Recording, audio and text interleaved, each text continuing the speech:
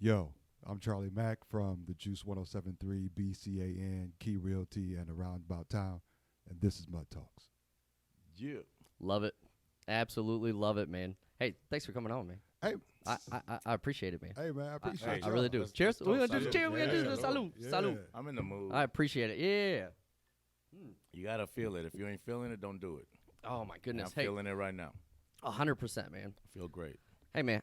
No, seriously. Thanks for coming out. I got a couple questions that I want to ask about your history because I didn't even know when I joined the team the history that you had on the radio station. Oh, yeah, all yeah, that. yeah. And then when we had B. Wills on, Mhm. by coincidence, like I had nothing to do with that. That was all Frank that set that up. Yeah. And then we found that connection. I was like, oh my goodness, what a small world. I saw that. Yeah. That interview. That interview was dope. Yeah. I appreciate him coming on here. And so I heard about how he got his start in the radio station Yeah, me. and the role that yeah, me. That's how you got to start, me. I was gonna say the role that you played. He's like, I'm the whole role. This is the reason. It was me all along. Behind the scenes. So what got you started in the radio? So how did you fall into that? Well, I fell into it, man.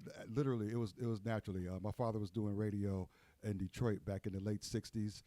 He got somebody in Toledo got sent off to the war or something, and they was like, "Yo, it's a spot in Toledo. You know, you can get on." So he came down from Detroit to Toledo, brought my mom and my three sisters, and came down and boom, started doing radio, and I was bored after that. And then he did radio for a few decades. And he got tired of doing, I mean, he's been part of every radio station, every urban station in the city, but he got tired of doing it for other people. You know what I mean? So he was like, yo, somebody one day was like, yo, the FCC has opened up a new frequency. You know, what you think about trying to get that frequency for yourself? And he went and did it and got it, and he started the Juice, and we went on the air February of '97, 25 years. Oh dope. my And goodness. so he hired his son, is what I'm saying. That's Yeah. how he had to get me out of his house. Yeah. So he was like, yo, I'll get this dude a job, he might move out. Yeah. Take away the excuses right Yeah, beforehand, like, much. oh, Pretty you need a much. job. I got you. Smart. Yeah. Pretty smart. Set them up for success. No, to move out of the house. Move out of the house. So when are you leaving? What are you- Right. It's like you're hired. By the way. Like, I know how much you make. You can afford rent. You can't lie to me no more. right. So I had no idea. I had Yeah. zero idea. So you got a family history in radio. Yeah, family history and radio. And he started. He started the station. I mean, literally, we were talking before the show. When we started the radio station, we had the license, Okay. and that was it. We had no building. We didn't have a CD player. We had literally when we went on the air. When we first went on the air, we literally were playing the CDs that we all personally owned. Oh Dang. wow. Like the radio station. The record labels, they send you music, you know, Right. but they didn't know us from nobody. They didn't know you guys existed at, at that time. It's so bad. It's so messed up. Like they didn't know we existed. So we started with our own CD collection Right. of music and put it in the computer. And then when they did find out about us, I'm program director. I'm in charge of all the music stuff. So I got to send out, requests for them to send us music. And they were like, all right, man, we'll send you something, And like I remember Wow. they sent me Biggie's CD, and they sent me 2 copies, and they sent me 3 copies, and 2 of them were broken, shattered, and one was. What? I was like, I mean, they were like, man, whatever. Yeah, Dirty. They're not Yeah. taking you serious. they're at taking that it point. seriously, and then Wow. because we couldn't report, and so once we got legit, they were like, hey. Now they won't hey, fuck with you. Hey, Charlie. Mhm. Hey, how you doing? Charlie. Everything changed up real quick. Everything changed up real quick. Charlie. Yeah, right, Oh man, shout out to your dad for starting that. Man, for real. 100%. Historical. Yeah, Historical. Yeah. Completely Very historical. historical. Yeah. Let me ask you something. Were there any other urban stations before you guys? So, there went for a while. There was no urban stations in the market, and then in the process, it took years of us to get the station. In the process of us getting the station, one station did pop up, and they went AC, adult contemporary, which is what Okay. my father initially wanted to do. So 95.7 went on, and they were like, all right, well, he was like, they beat me to the punch. He was all upset. I was like, hell yeah, that's good. So then I was like, Dad, you want 2 stations playing the same stuff? We need to go with that hip hop format. You know what I'm saying? Oh, He was like, yeah. no. I was like, yo, Dad, trust me, this is the way to go. He wasn't feeling it. And finally, he talking to his old friends. He didn't trust his son, but he talking to his old friends. And like, Outside yo, source. that's the way to go. And matter of fact, he was so adamant about not playing hip hop that when we first went on the air, it's so bad. We weren't allowed to play any hip hop till 3 o'clock. It was like he was like, no, nobody wants to hear that. I'm What? Like, all right. So finally, just wearing him down, him seeing like how the response was from Wow. the city and everything, he was like, yeah, you go. We can play that. We can play that. Everything changed real Everything quick. changed. Yeah, Yeah. I guess we can play it. Yeah. What year was this, man? 97. February 27th, 28th. Oops, I'm messing up. 97. Wow. Okay. Went on the air. Nah, nice, man. Yeah. Nice. Yeah. Yeah. Hip hop scene. No other hip hop radio No- stations. No other hip hop radio stations on the air at all. I mean, nobody. I mean, if you wanted to hear, like I said, Big or Pac or anything like that, you couldn't hear it. You had to play it in your car and you couldn't hear it. Oh wow. So yeah, I mean, okay. people taking it for granted now. You know, Yeah. you got all these stations. But, Completely normal. yeah, completely normal. Yeah. But back then, you turn on the radio, you had that AC station who was playing, old stuff. But until us, there was nobody. And we came on with even though we couldn't play it till 3 o'clock, which is when I came on the air. Came on with straight hip hop, and we had mix shows on the weekends and on Friday, Saturday Wow. nights, and we couldn't get into clubs. So next thing you know, the clubs started coming like, yo, can we advertise with y'all? And and everybody was like, That's yo, pretty dope. Yeah. For They real, came to for you. real. Yeah. Oh yeah, they came to us. It was really, really cool. It was really, really cool. That's nice. It's super hard to start something up, especially if, and it sounds like your dad already knew the scene from doing it, but starting your own thing It's a and whole getting different your own, thing. it's Yeah. completely different. Yeah. And people sending you broken CDs, that's I like mean, and that's when they would send the CDs. They Yeah. wouldn't even send. They wouldn't send me CDs. Like we were, and then when we got on the radar, I mean, they were sending CDs. They were coming to out in Swanton, which was where we were. They would come out to Swanton, Yeah. and like, hey, introduce yourself. Let's go to lunch. Let's go to dinner. Let's go. Oh, things are up and up now. Yeah. Well, I guess Everything. we can. We made it. right. Oh man, and did you have? I have to ask. Did you have one of those big books of CDs? You know what I'm talking about? You know what? Like that's I how I think- used to keep my CDs. You know what I mean? Like everybody had that flip book. through of pages. CDs. the flip, yeah. the flipping. The- yeah, with the 4 on each side. Yeah. Heck Yeah. I had that, Yeah, man. yeah. But I mean, because my dad I grew up in radio, so I had music. I've always had, whether it be 45s or 12 inches or it's cassettes or CDs or even 8 tracks back in the day. I've always had music. Like my father would give away. This is so bad. He would pass out on Halloween. He would pass out music. He would pass out What? 45s. Like That's but crazy. you're a kid. You want to get a Snicker Yeah. bar. You get a Get outta OJ here. 45. You're like, Yeah, handing out mixtapes. this You can't do Hell that. it is. What's to do with this? I want a Snickers. Like, what is this? Hey, wait a second, man. You said 45s and Oh, yeah. 12s, and so like what are 45s and 12s, Those man? are the little ones, Li- right? Am I yeah, correct? Yeah, The- the 45. little ones. Yeah. Oh, Yeah. God, I got Yeah, you. I know, He's younger man. than us. Hey, You gotta talk, man, I'm man. just Yeah, saying, talk. like, what young does this kids. So the do? 45s Okay, are the yeah. little ones with Yeah, the spinner. You had to Yeah. put a spinner on, Yeah, on this yeah, turntable to fill the hole because the Okay. hole was bigger. Yeah. Okay. So that was before you had to turn. Kind of like your- an adapter type Yep, thing and that it- you yep. would put in. You had to turn the speed to 45 RPMs. So it would go Okay. faster. Ah. Don't be laughing, man.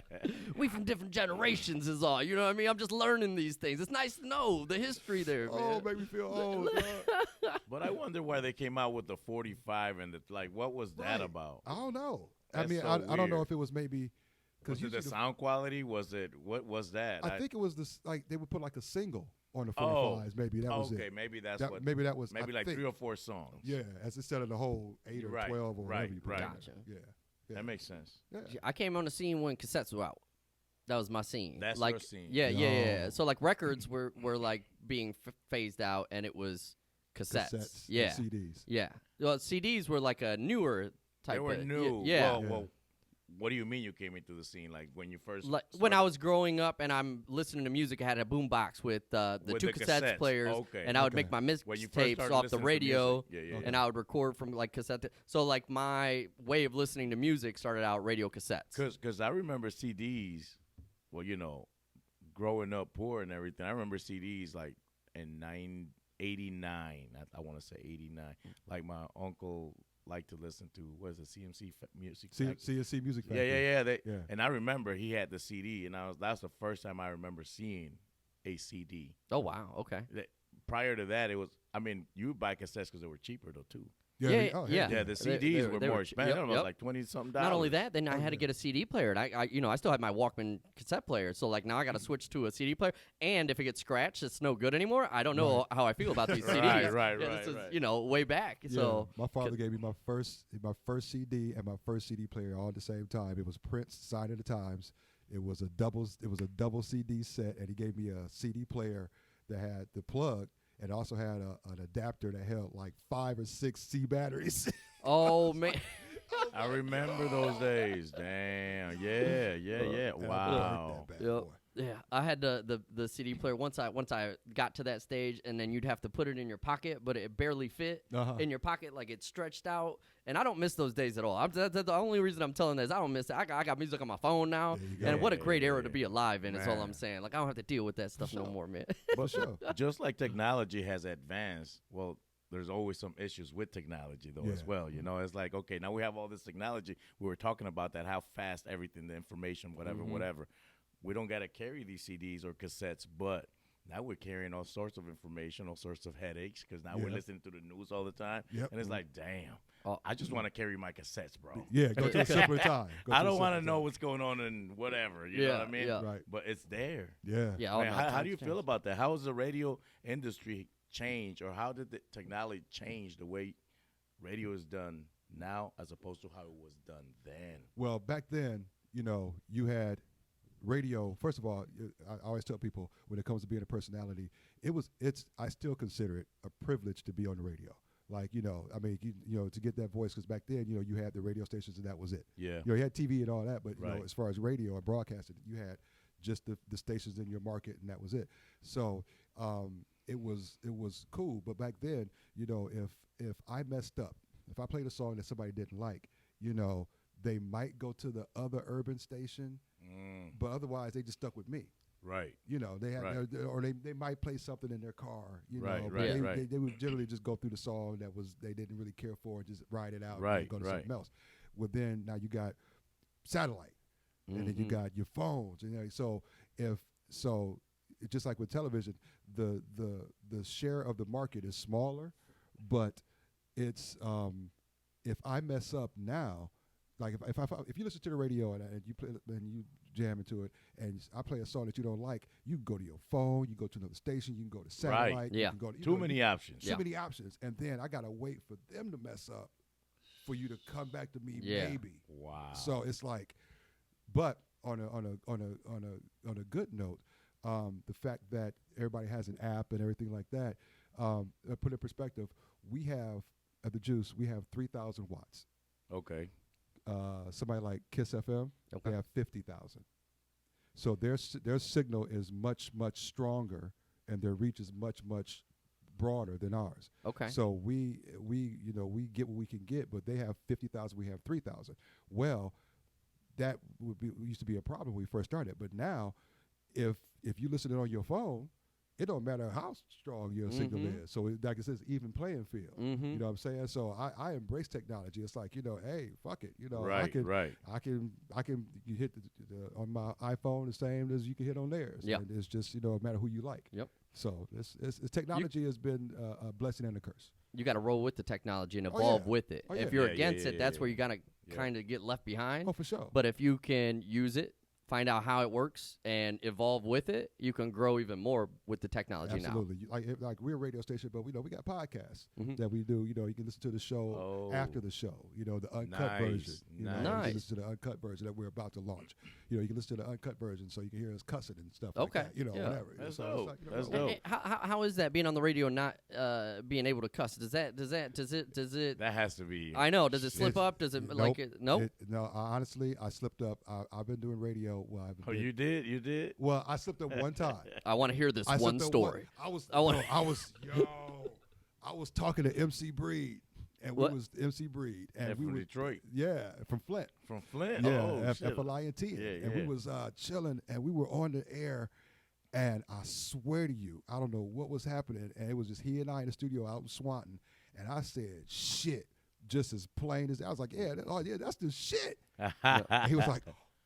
And I was like, and I pretended to hit a delay button, but we didn't have one. Oh. So it just went. It just went. That's the only only time I ever cussed. I was like, He was like, he was like, oh, okay, I see, I caught. But don't you get fined if you use profanity? $10,000. $10,000? Up to $10,000.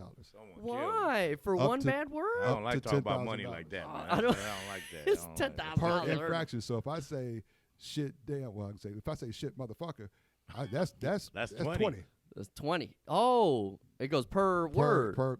It's earmuffs. Like, oh Damn, man. So that's you too get real much. quick. Plus, now and we got a delay. You know, you hit the delay button. So wait a minute. Are they listening, or how do they find out? They don't know. But it happens one or two ways. One, if you're playing a song that clearly has cussing in it and you keep playing it, and somebody kind of catches on, then somebody can tell you. Or literally somebody recording you and calls and in. call it in. Oh, man. People record you. Oh, okay. That's So crazy.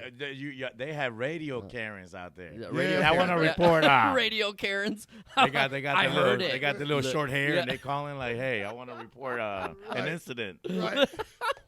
I heard him say shit, He said it plain as day. I heard and it I got proof. with my ears. I heard it. I'm going to play it right now. That's the only time though.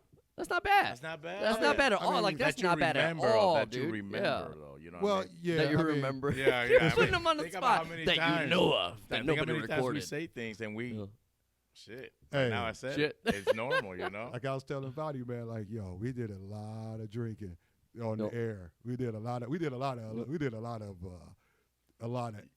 everything. Yeah. Yo, I could Yeah. tell. He got good stories, but he can't put it out there though. No. Yo, Or can he?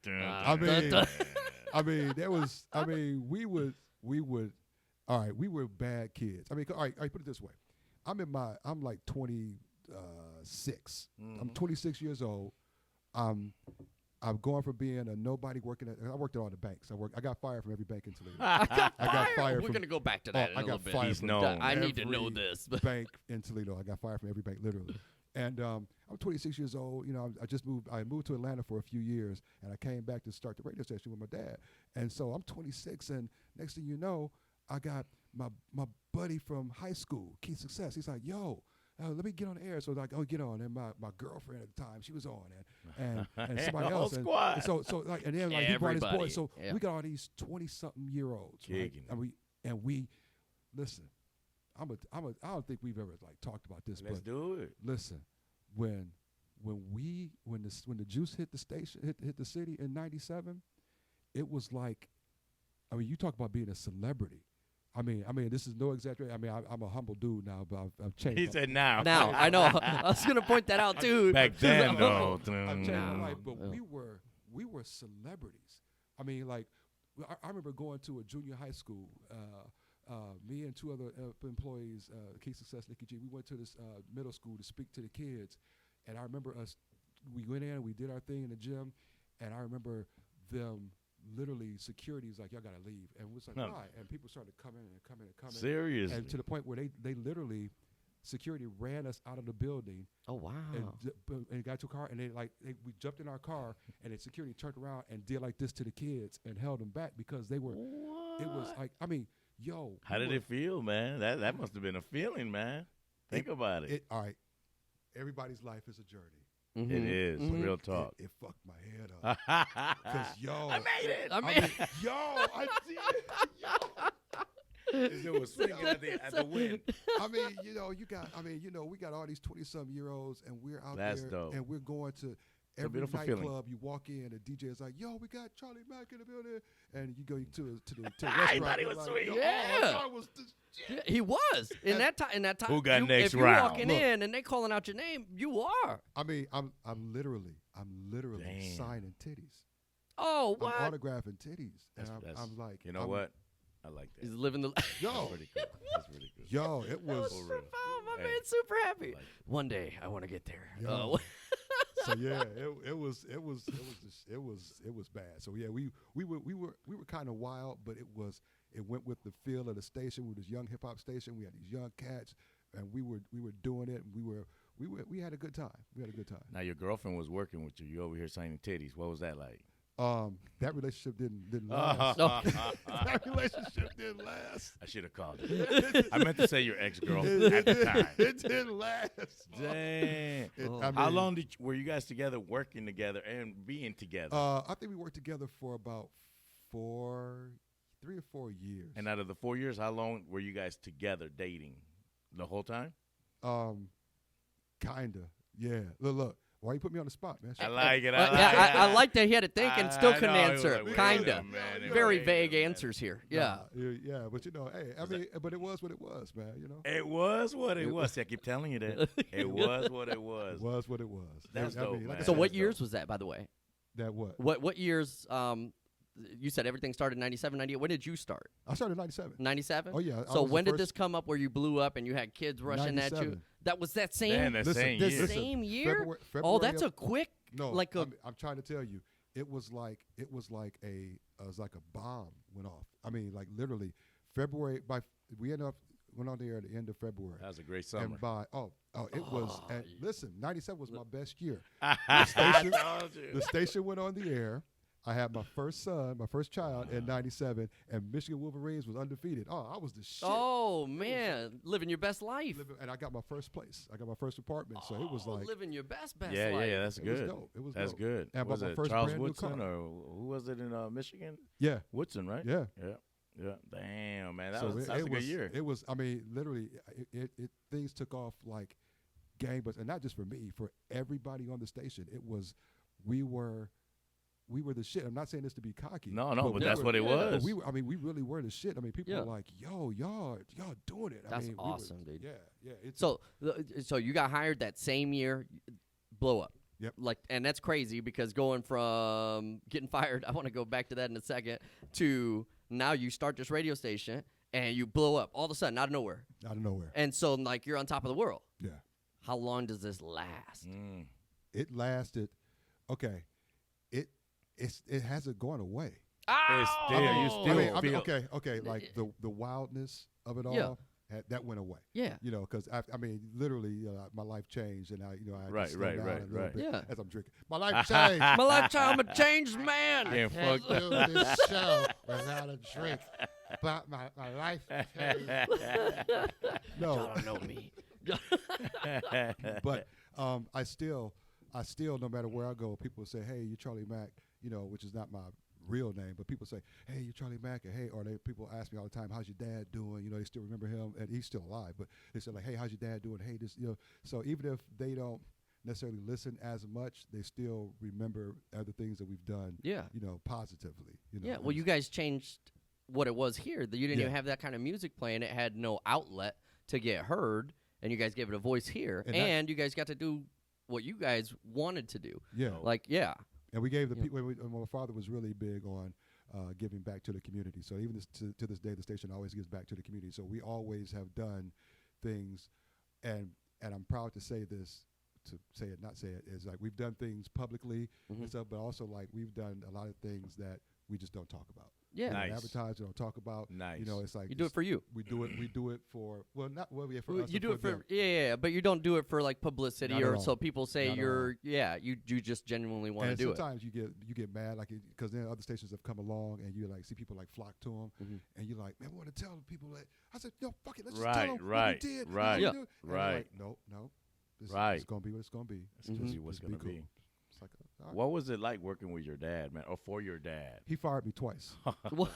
He fired me twice. I see a No, trend happening. He fired me. 'Cause we talking about wilding out and everything. When you work for your dad, he gotta be looking like Yo, he what's fired me going on twice. over there. And both times, my mother got me back hired. Oh, that's I mean, awesome. but Ah. he was keeping me in check because Right. he had been in radio, like I said, for decades. So he knew He knew he could Yeah. he could sit back and see where I was headed, and he was it's- wilding and out like, for real. he Mhm. gonna, yeah, okay, His this, dad this fired. fool gonna mess up. He Li- gonna mess yeah. up. But he knew what we were going through, and a couple times he fired me to kind of keep me in check, Yeah. to check me. 'Cause He I was fake getting too fired big. him. You fake You're fired down. him. Oh no! I mean, So I ain't gonna fire you. I still Yeah. got paid, but I wasn't allowed to go out to the station. I was fired. I was at home for like a week and a half. Dang. Yeah, and I'm like, You didn't know. You really didn't know what was gonna happen. I didn't know what was gonna happen, but he fired me. Did you have a move in mind? Like, all right, this ain't working out. What's no, next? dog. I had no. You're just sitting there. He's just waiting it out. Absolutely not. Wasn't no I'm plan B. waiting. Oh, God, waiting that's it out. This is You my waiting only it route. out. Wasn't no plan B. It was plan A or Dang. nothing. Damn. Like, And the look. second time, what? Like, so how long were you sitting out? The second time was only like about 5 days. It was like a week. It was about a week. What'd you get fired for? Was it an extremity, deserved fired, or was it? I don't remember exactly why I got fired, but I know the gist of it was I was getting too big. For my my head was getting too big. Okay, gotcha. That's the conversation he had with you when that happened. Yeah, that was his way of putting me in my place. Good, which was good. You needed that. Yeah, I needed to balance you out. And honestly, he should have fired me 20 times. Yeah, for that result. But I got numbers. Yeah, I was the first person. And there may have been one other person since then, but I was the first and only person to have a #1 show across the board in all, in my demographic, not on the station, but in the city. Nice. And, you go up against like a powerhouse, like I said, like a KISS with 50,000 watts. Right. And you got 30,000 watts at a VCR repair store in Swanton, and you got the #1 show. You're doing something. Yeah. You're doing something. Yeah. Or immediately we knew we were doing something when the offers to buy us came in. Like we went on the air in February. By May, the offers to buy us were coming in. They were like, yo. Oh wow. Oh yeah. That's quick. That's a quick turnaround. Oh yeah. Super quick turnaround. Yeah. They were coming 7 figures easy. How did that feel? Having those kind of offers coming in, man. Was that a temptation? Was that or was it a no, or was it a break a little bit of sweat? It wasn't my call at all, but it was his call. Right. And he would 7 figures. They were coming with 7 figures, and he was like, when they come with 8, we'll talk about it. Other than that, that's right. Other than that, this station is too important to the city and the people of the city for me to just sell out. I respect that 100%. I mean, by he the was way, like, don't get me wrong. I respect it 100%. He had a number. Oh yeah, he had a number. But yeah. It was like, and he made the numbers so high. But he knew his worth, right? Yeah, so he put the number where it needed to be, so that Yep. Worst case scenario, if he did sell out, he did it for a number he was very comfortable at. Very comfortable at. And if Yeah. not, Is the radio station still under you guys, or is this something else now? Yeah, so my father has transferred it. He's retired. Right. Even though he still has his office, like we still can't bear to do anything with his office. His office is still has his desk, everything in it is still the way he left it. But he transferred it over to myself and my 4 sisters. So we are the. So it's still in the family. It's still in the family. That's It's awesome. still in the family. That's we changed good the to hear, name man. because it's a different company, but it's still. Wait, it's not the Juice Oh, anymore. still yes. We changed the name of the company. Oh, the name of the company. Yeah, it's still, no, it's always going to be the Juice 107.3. Okay. Nice. Very nice. Yeah, always. Yeah, you know what? I was earlier when we were talking, I was listening to his story, man, and that's basically what he just told us, and pretty impressive, man. Yeah. The fact that you can come to a city that you're not like your dad and leave a mark behind like that. Yeah. That is. I told him they should write a book. And he's the for real. Yeah. We are the for real. first, and I don't know if we're still the only, but we're the first, and this is 97. The first, he's the first black man to start a radio station from the ground up in the state of Ohio.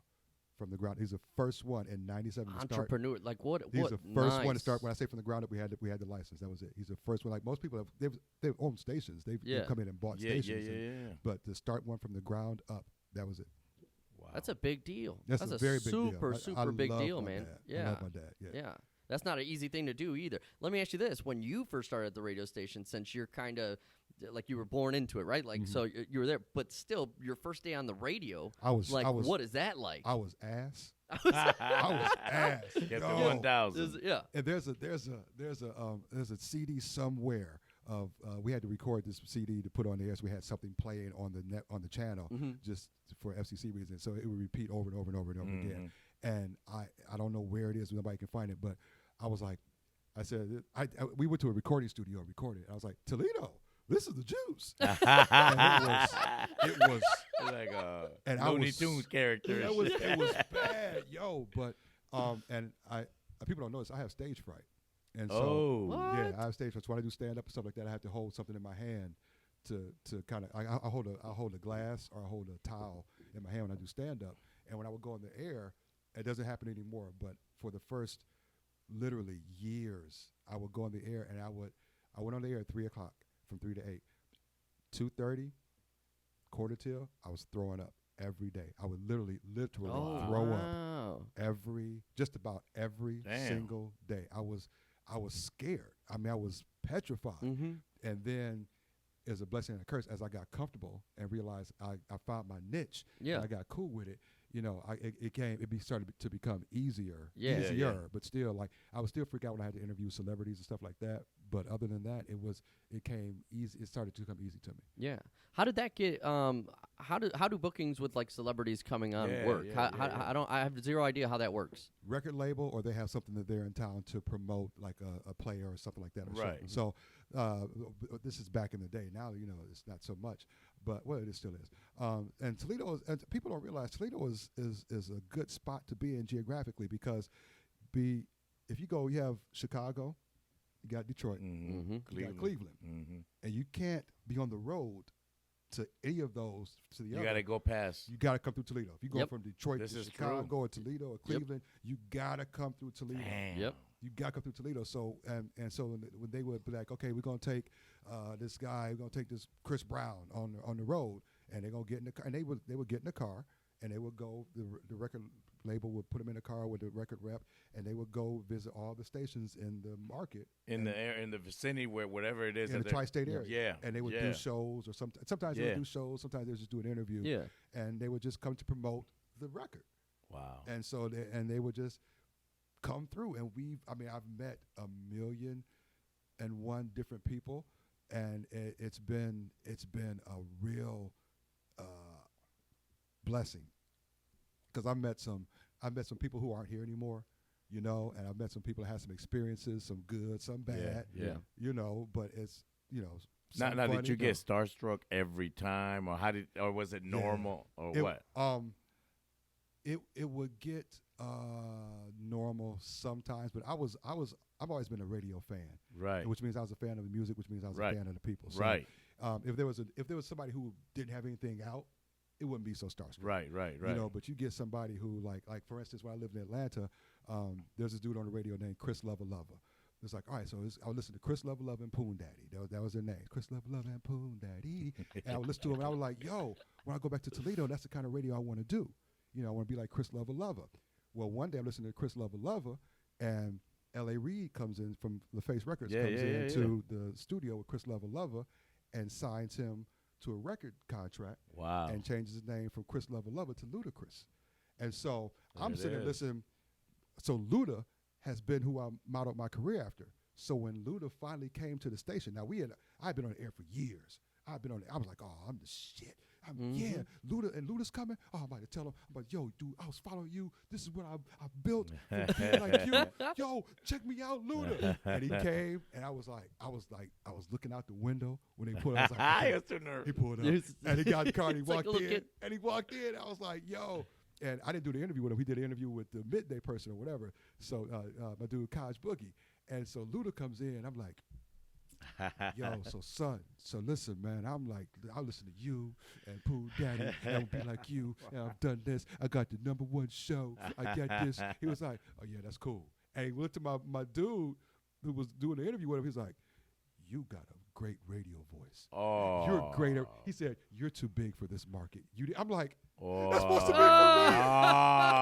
I'm too big for this market. But what about me? It's a soul-crushing moment. Wow. I think that would put you in your place more than your pop's firing you, man. That took you down probably a couple pegs there, man. So bad. He had this whole thing in his head ready. He was ready. It wasn't like the scene of Hustle and Flow, like though. Hustle and Flow, he got whooped in the bathroom. Remember that? Right. Dang. See?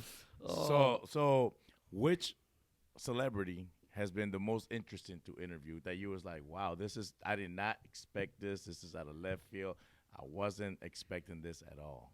Or interacted with or whatever, I mean, honestly, it's been some real cool. It's been some real cool times. I mean, so I can't narrow it down to one. I've had different interactions with quite a few. I mean, from them like, yo, let's take me to the hood. Like they get in your car. And you're like, yo, okay. And so the tour bus is literally riding behind you. You driving. And we go on to. They were like, no, I want to go to the hood. I don't want to be around. Right. I want to be in the structure. I want to be with my people. I'm like, all right, cool. Yeah. And to people, you get a chance to get with Redman.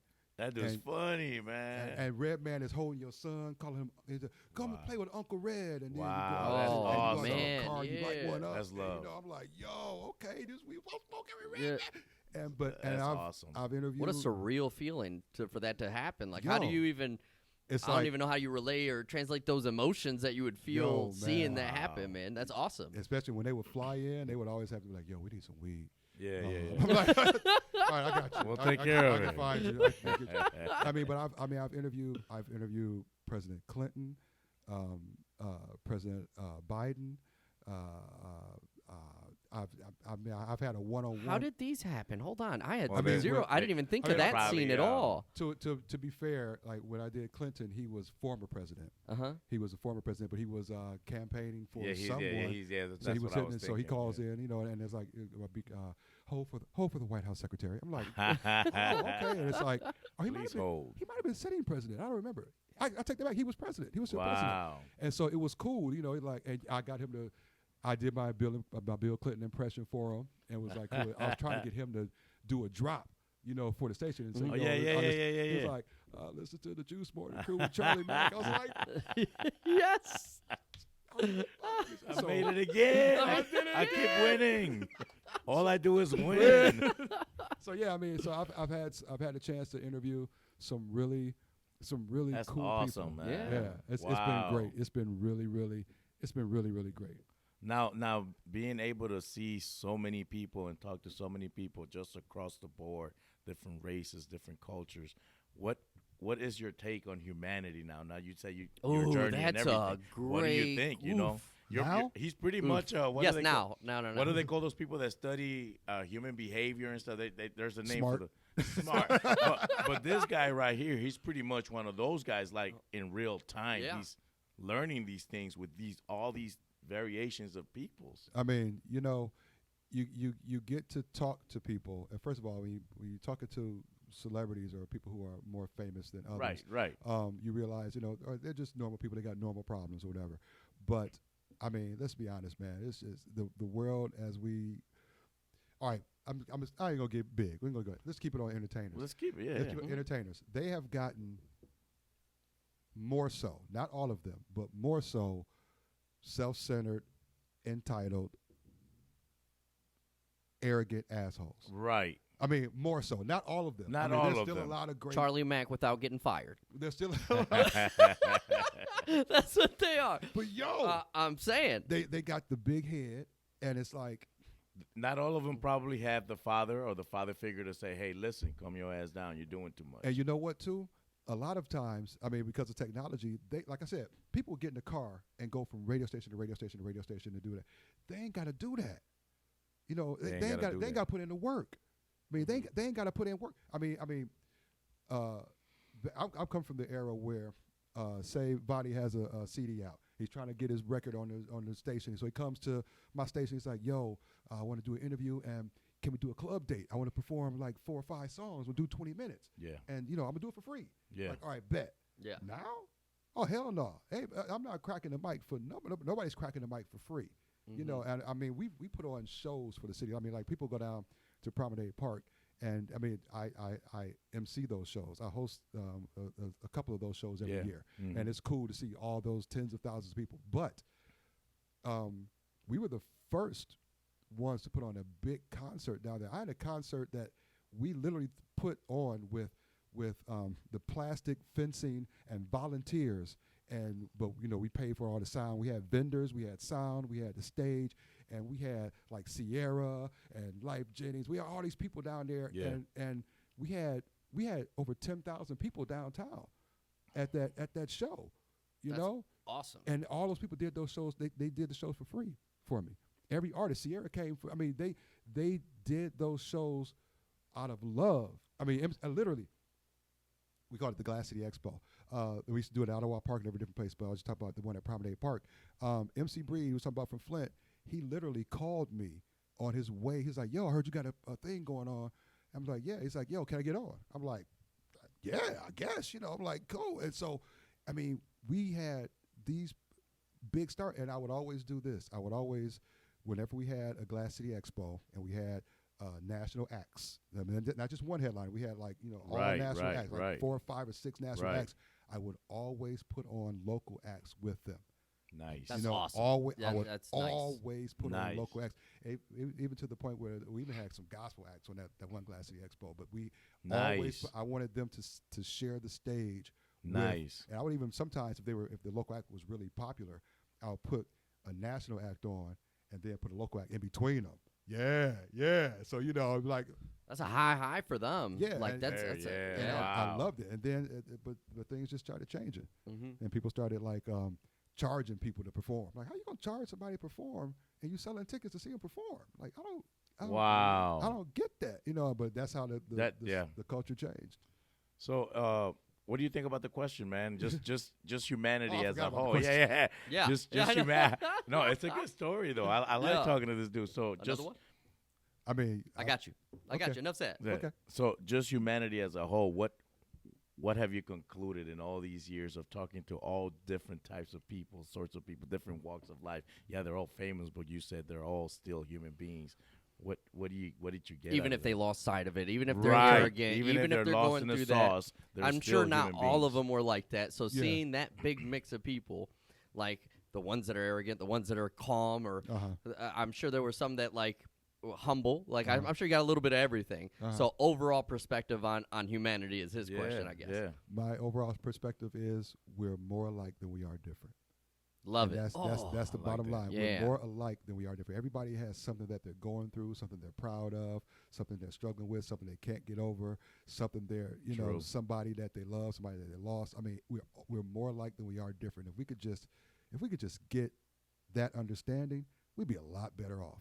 I mean, like, This is true. like I just met you for the first time, and I know we got some similarities in our lives that make us to where we should be cool. Right. And not Yeah. have some beef. I don't Yeah. know about this dude. Nobody knows about this Troublemaker. guy, I know.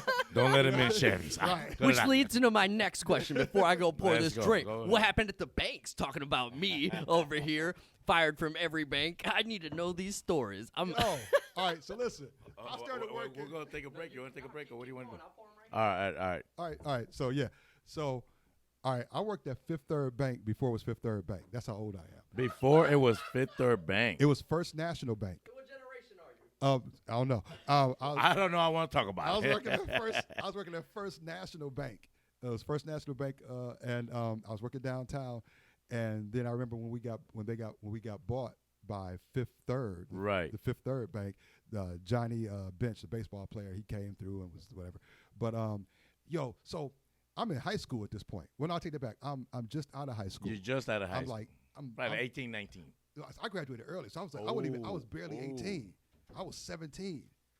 Yeah, when I got this job at First National Bank. So by the time I'm 18, 19, they give me a job working third shift with the computers. Me and one other dude. Now we in the downtown, the old Fifth Third building, the building. I remember that building. So it's literally the security guard who was my homeboy, and me and this other dude working in this computer spot. Well, they gave me 8 hours to do 2.5 hours worth of work. So, and third shift. So I kind of slept a lot. And I kind of and so the dude was like, the Vietnamese dude I work with, he went and told my boss, he's like, Charles disappeared. He disappeared too much. I know where he go. He disappeared, and I see him. I don't see him no more. And I'm like, damn. So they was like, yo. And so they got me on camera. You silly, man. I'm up in the break room. Kicked back. So I got fired from that job. I mean, That man got to sleep, man. Yeah, and I got fired. I got fired from another bank. We will say that because all right. So listen, my homeboys went down to Atlanta, and my friend at the time was living down there, and we was all chilling. And it was New Year's Eve, and I'm here. Thank you. And I'm here, and I'm good. And all right, so I had a flight to catch. I'm going to Atlanta for New Year's, right? And I'm working. And I'm like, so my flight is at 8 o'clock. Ooh. And I'm like, I'm flying out of Toledo, which is cool, no big deal. And I'm working out at BG. And I'm like, yo, it's 6:37. I gotta go. I gotta catch this flight. And they wouldn't. It was like, we're not gonna leave until everybody's done. Oh, well, and I'm like, yo, everybody done? It's like, yeah, well, we waiting on the okay to go. And so I left. I'm like, bump it. I clocked out. I went. I caught my flight to Atlanta. Had a blast. And wait, not just had a blast. Yo, it's New Year's Eve and an 8:00 flight. So there was literally the pilots, the stewardess, the one, and me. Oh shit! I had a plane. I had a whole plane to myself. I landed in Atlanta back in the days where they could walk up to the gate and meet you. And so it's New Year's Eve, so I got my suit on. I'm flying. Yeah. And my other boy got his suit on. Ready. And the other two dudes got on tuxedos. So he like, Feeling yo. good. And they Feeling picked good. up. Everybody in Atlanta was like, what the fuck is this? We walked through the airport like, yo. And we did it. And I was like, I lost my job. So I got fired from that job. And I got fired from the other job. I was a loan officer. I was taking work home, and I wasn't supposed to leave the building. But I was trying to catch up because I was in over my head, and I was fucking up. It was something else. Shit happens, man. It's life, right? You got to go through these ups and downs and ups and down and up again. Yes, sir. Where you at right now? Are you on the up, or you feel like you're getting up? Or? Hey, man, I'm always on the up. Always. I'm on the up, even when I'm down. He always climbing. I like that. You got to reinvent yourself sometimes. So yeah, I left radio 3 years ago because it just was time for me to make a move. So I left almost 4 years ago now and got into the real estate game. And my plan was to be on the radio and do real estate at the same time, and one play off the other. It didn't work out that way. But just literally probably by the time this airs, I'll probably be about a week out, but I'm going back on the radio. Oh. Yes, nice. I'm going back to doing a 5-day-a-week show. Wow. On the Juice again. Congrats on I like that. What's the show? I don't know what we haven't come up with a name, but I got a couple co-hosts. I'm about to meet my new co-host. Nice. Tomorrow. Very so nice. It's gonna be cool. Super so nice. It's gonna be cool. Yeah. Are you excited to get back into that event 5 days a week? I'm excited. It's even though I was horrible at it when I first started, radio is just in me. It's radio is life, bro. It is life for me. I know it seems weird, but I see radio physically. Like I can see the connection with people. I can physically see the connection with people. I don't know how to explain it, but I can understand how to get to people, how to influence. I can understand how to maneuver that field. I mean, I've done TV. I have a TV show that I do on BCAN that I love. And matter of fact, we have a new episode coming out. It's called Untold: The Hidden Stories of Northwest Ohio. So I do. Wow, I like Ooh, that. I gotta check it out. And that's cool. Check it out. Yeah, check it out. It's on BCAN, not BCSN, the sister station. Oh, it's a different one. Yeah. They have two networks, but they still broadcast on the same channel. Okay. Same two channels on right. Buckeye. So, all right. But yeah, it's BCAN, Buckeye Cable Arts Network. Instead of Sports Network. So everything sports is there, and then arts is on us. Right. Yeah. And we have a lot of different shows, but yeah, I love doing that show, and I love doing radio, and I've hosted the last Realtor standing, so I still host, and I host the Promenade, the ProMedica stuff down at Promenade Park. I host that usually. I don't know if they're coming back this year, but I usually host those, one or two of those a year. Okay. So I get a chance to do a lot of stuff, a lot of with people. My wife, Melissa, always says, that's where you're at home. Yeah. You have a connection with the community, and I think since you like kind of grew up with that and blew up the station, you know what I mean? Like here locally, I think that's why you see radio, because you see all the effects that it had building it and then reaching the community, and then like you've seen that over time, man. Yeah. So yeah, you definitely see you see what you've done for years, man. Yeah, and I've had as far as my radio career, I've had an awesome, and it's we are equal. Mm-hmm. I don't know what I'm trying to say, but because I've been drinking, we are. But my coworkers at the radio station, I've had some of the best radio personalities and people who behind the scenes in. I'm not exaggerating, in Toledo history. I mean, I've worked with some of the dopest DJs, MCs, male and female artists. I mean, on-air personalities. Yeah. And I mean, salespeople and people who run the show behind the scenes. And it's we always call it the Juice family, and it's such a family atmosphere that people will always give 112%. Nice. That's awesome. And so I've been really blessed to be work with a lot of cool people. That's awesome to find yourself in a position like that. Yeah. And it's not a I have to go to work kind of deal. It's like I love my life. I love my job. I love what I do. Like it's way better. From 97, after 97, I didn't work a day in my life until I guess real estate. Yeah. Like I didn't work. You were basically doing what you loved since that moment. Yeah. There would be times where I would be on the air from 3 to 8, but I would have to go out there as a program director. I would have to go out there earlier but there'd be times where I would just go to hang out. I would go into the station and hang out. Nice. Like on the weekends. Like, you love your job when you go in on your day off. Oh, I mean, it'd be Saturday Did you get night. fired on your day off? Now, Craig. I probably got fired on my day off. You probably Craig. did. Had a lot of days Oh, off. But man. it would be times, man, I would hear them on the station. Like, we had the United Soul Brothers, and they would be doing a mix show on Saturday night, and we couldn't narrow it down to a club. So what we had on the air was Club 1, or Club 107.3, what started off and ended up being Club 1. And they would DJ as if they were at the club. Oh. And they would have an MC who would be talking as if he was at the Nice. club. Yeah. And it was like, yo, and Give it people that would call feel. in. We'd be like, yo, I see you. And people would call in. It was so much fun. I would like, man, I wouldn't even go to the club. I'd go to the radio station and kick it. And, Nice. and drink. Yeah. And You're smoke partying. and You're kick partying, yeah. And we Damn. Nice man. vibes. Nice vibes. That's a good life, man. it was That's a a good life. A lot of people find themselves like stuck going to work every day. Yeah. They're trying to pay their bills. They don't. Right. My job pays me well, so I don't want to look for another one. And, Right. and they kind of go through that, and they never get to the point where they love what they do or they find a passion. Yeah. And it sounds like you've been doing your passion for a long time, man. You're blessed. You're Oh, You are I'm- For real, for real. 100% And blessed for that, The man. good thing about it that I'm happy about is that I realized while I was doing it that I was blessed.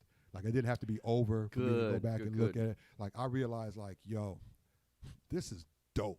Like, Yeah. this is even when I was done being the cocky dude Right. Mhm. and was more mellow and chill, I was still like, yo, this is dope. This is a dope ass profession and environment, and even with its ups and downs with technology and stuff like that, but it was still dope. Are you guys making any changes going along with technology? So you guys have an app? Yeah, well, no, we have. Well, you can still listen through the phone through Okay. the website, but we don't have our own dedicated app. We were just talking about that. Okay. Things have just gotten. We're focused on other major things. We Yeah. kind of let some Okay. things slide, but we're getting back to that. We're getting back to getting on an app, getting our app together, and adding podcasts. I after love the show. podcast idea. Oh yeah, Because there's a lot of things that you can say on a podcast that you can't say on the that you radio. can't say on the radio. Right. There's exactly. Right. So And we've had being fortunate enough to where people have formed a connection with the personalities on the station to where they want to. They really, I mean, they like the music, yeah, but they want to connect with us. 100%. And so Right. even Yeah. more Right. of us Right. off the air is even better. I mean, Yeah. and let's keep it real. In radio and TV, well, especially radio, but TV too. The music or the TV shows and the personalities are just there so you hear the commercials. Mhm. I mean, people forget that. The It's whole true. the whole point of television and radio is for the commercials. Right. I mean, it's literally only for the commercials. All the other stuff in between is to make sure that you listen for the commercial when the commercial comes on. So we have as many people listening Yeah. as we can when the commercials come on. So I mean, that's why we've always been personality driven. We've always had people who love what the hell we did. Mm-hmm. So That makes sense, man. That Yeah. makes sense. As I was listening to the history and your father putting you on, did you ever get any hate from anyone? Like, man, you ain't even earned this by your dad. But you know how people always want to talk and run their mouth. Did anybody ever come up to you and say something like that? How did you react to that? I've had people. I've been hated. I've been hated like to the point where, all right. So 2 parts. First part, have I had people say that to me? Yes, I've had people say that. Well, not directly to me. Nobody would say that directly to me, but people would. Oh yeah, people. Oh yeah. Yeah. And this is before. No. Literally, dude. This is before internet. We went on like we would have to dial up AOL with a disc. I and dial up- remember that. Yeah, I remember so that. Yeah. so people would like send out letters and stuff, and people hate mail. You know how they're mad you reading gotta it. be to write a letter? Like, And- man, let me find my pen. and lick a stamp and Oh, put it I and got drop it like- in the mail. Man, that's a work. They That's went out of work. their way. They felt some Yeah. type of way. So I've had Damn. people. I've had a few people who had the whole nepotism thing. Yeah. And but only a few because I honestly think it's because I proved myself. I Okay. proved myself what I did. Now I've had people who have Will Ferrell, kind of a big deal. Right. Who I had Anchorman. right. So I had reached a certain level of popularity Right. to where I got that kind of hate from people. Hate like dudes would hate, you know, and women would hate. Like women will hate. Oh, dude. Listen, heck, you know. Listen, there was this chick. No names. No names. I'm gonna tell her name. Oh. There was this chick who would listen to me, and when I would come on the air, would turn off the radio, and she'd be like, click. And then, so she was like, every time I would have a party, she said her and her girls would be like, I'm not going to his party. And she was like, hey, I'm not going to his party. And then it was like, and she heard me talking, so when she could listen, she heard me talking. She's like, whatever, he's just so arrogant. And I would, I would hang up on my baby mama and stuff on the air. And like, I was all kind of stuff. I was but this chick hated my guts to the point where she saw I was driving this Hummer with Mac. And bedazzled on the side of bedazzled. it. Oh, bedazzled. It was blinged out. Right. And so she would see my Hummer. We lived by each other. She would see my Hummer and like ignore me. It was like, oh my God, she hated me with a passion. Well, one day I went into the carryout and she was arguing with her son, and she accidentally didn't see me pull up. So she's coming out of the carryout. I'm coming in. She couldn't ignore you this time. She just couldn't ignore me, and I don't know her. You know, I'm like, yo, what up? And you know, I was like, hey, how you doing? I give her a look. You know, I'm looking to see if she got a wedding ring on. I'm like, okay. Wait, you didn't know who this woman was either? No. Come to find out, she hit me on Facebook like about 2 weeks later, like, so what were you looking at? I'm like, honestly, I was looking to see if you had a wedding ring on. I thought you were very attractive. Smooth. I married her. Oh. Mic drop. Mic I drop. married her. Oh, I married her. Wow. Oh, wow. So that's a good story. Yo, my wife hated my wife, Melissa. I love it. She hated my guts. I love that story. She heard me on the air being salute an to that ass. one. That's a Hey. good ass story Yeah. for real. And 3 years later, I married her. Damn. We've been married. We've been together 13 You years. secure the bag real quick. God. Damn, nice. You know what I tell her? I don't mean this in a bad way, but you know what I tell her? After we got married, I was like, gotcha, bitch. Gotcha, bitch. Gotcha. The old Dave Chappelle. That's Take the on the right old now. Chappelle, yeah. Till Yeah, death. it's Gotcha. over with. Wow, that's a Even good the one. ring bedazzled, bro. I mean, if you're going to get married, be married. You know what I mean? He's like, Yo. just make noises with it. I had to. I mean, the hate. I mean, I literally people were. I had to travel with security. Like I had like my Oh dude, my God. like my dude Big Ken. He's a big dude. His But name's Big Ken. His name's Big Ken. I assumed automatically Ken was big. But Big Ken, and among other people, would be my security. And like I would go places because people did not like me. I remember I went to a club downtown Toledo, and I was I was supposed to always stay with Ken. And it was like, I usually did, but there was a basement. It was when they did the smoking ordinance where you couldn't smoke someplace. So they had smoking in the basement. So I went down to the basement just to say, well, I'm just like, I want to go. Yeah, you in that mood. Yeah. And He everywhere. And these two dudes got me hemmed up in the corner. And it was like, yo, what up? I was like, what up? It's like, you think you the shit. Oh, And I was hell like, no. I'm playing. I'm like, no, I don't think I'm that. So, and they like, yo, and they slid the chairs out the way. And they started coming for me. Oh, wow. And It was real. I mean, it was real. And so I used my mouthpiece, and some girl kind of stepped in for a minute, and I got out, and I made a beeline and went back up steps, and he was like, where'd you go? I was like, well, I said, man, don't you ever do, Yeah. Like It was real. I've left clubs. And my thing was I used to hang up on people. That was my thing. That was my thing on the radio. I used to hang up on people. Oh. I find this kind of funny, by the way. Like, I find this hilarious. But and I left the club. Did you used to hang up like this? I would hit the button. Yeah. No. Asshole. And so one time I left the club on Detroit, and I walked out, and this dude was in the club. He's like, "You Charlie Mack?" I was like, "Yeah, what's up?" Oh, yeah. Happy. He's like, "Oh, you doing a radio, right?" I was like, "Yeah, that's right. Yeah, what's up? What's up?" He's like, "You motherfucker be hanging up on people on radio." I was like, "Yeah, you hung up on me. That shit ain't cool." And he reached and he pulled out the strap and he cocked it and he pointed it at me. I was like, "This is it. This is where I'm about to die." And I was like, "Oh man, those just jokes." And I was like, something told me like, "Keep your feet moving." And I kept my feet moving towards the door as I was talking to him and laughing, like maybe Yep. and I mean, so I got shot at downtown Toledo. Damn. Listen, yo. In Dodging Toledo? bullets and Listen, everything. the Bijou. Remember the Bijou Yeah. downtown, right? Dodging Yo, bullets. we had a concert downtown. We had Omarion and Marcus Houston and all. And we was doing it. And some people that we had the show, Tyrese or whatever, we was doing it. And after the show, I used to always wear FUBU hats, and I always wear FUBU. Why And you laugh instantly? What? I can see him. I can look. I don't know how. I used to wear FUBU hats. No, look. I can envision this dude. I can envision this dude in those moments how he was feeling himself. Like, we made it. So we had a concert downtown the Bijou, and we were getting ready to go to we would all get together afterwards. Sometimes we get together afterwards and we just celebrate, the successful show or whatever. So like, we go down the spot down the street is open, and I was like, oh man, I left my hat, and I went back to get my hat, and I was by myself, and this old school caddy pulled up. And I was back then, how it was the alley back there. They pulled up, was like, yo. And I was like, yo. And it was like, pop, pop, pop, pop, pop. And I was like, I dove on the ground and under a dumpster. Dove on the ground under a dumpster, and I was like, okay, this is my life now. Wow. That's crazy. Yeah. Well, they gave you the warning for some odd reason, though. Yeah, they said, think about that. I don't know. I don't know. They say they.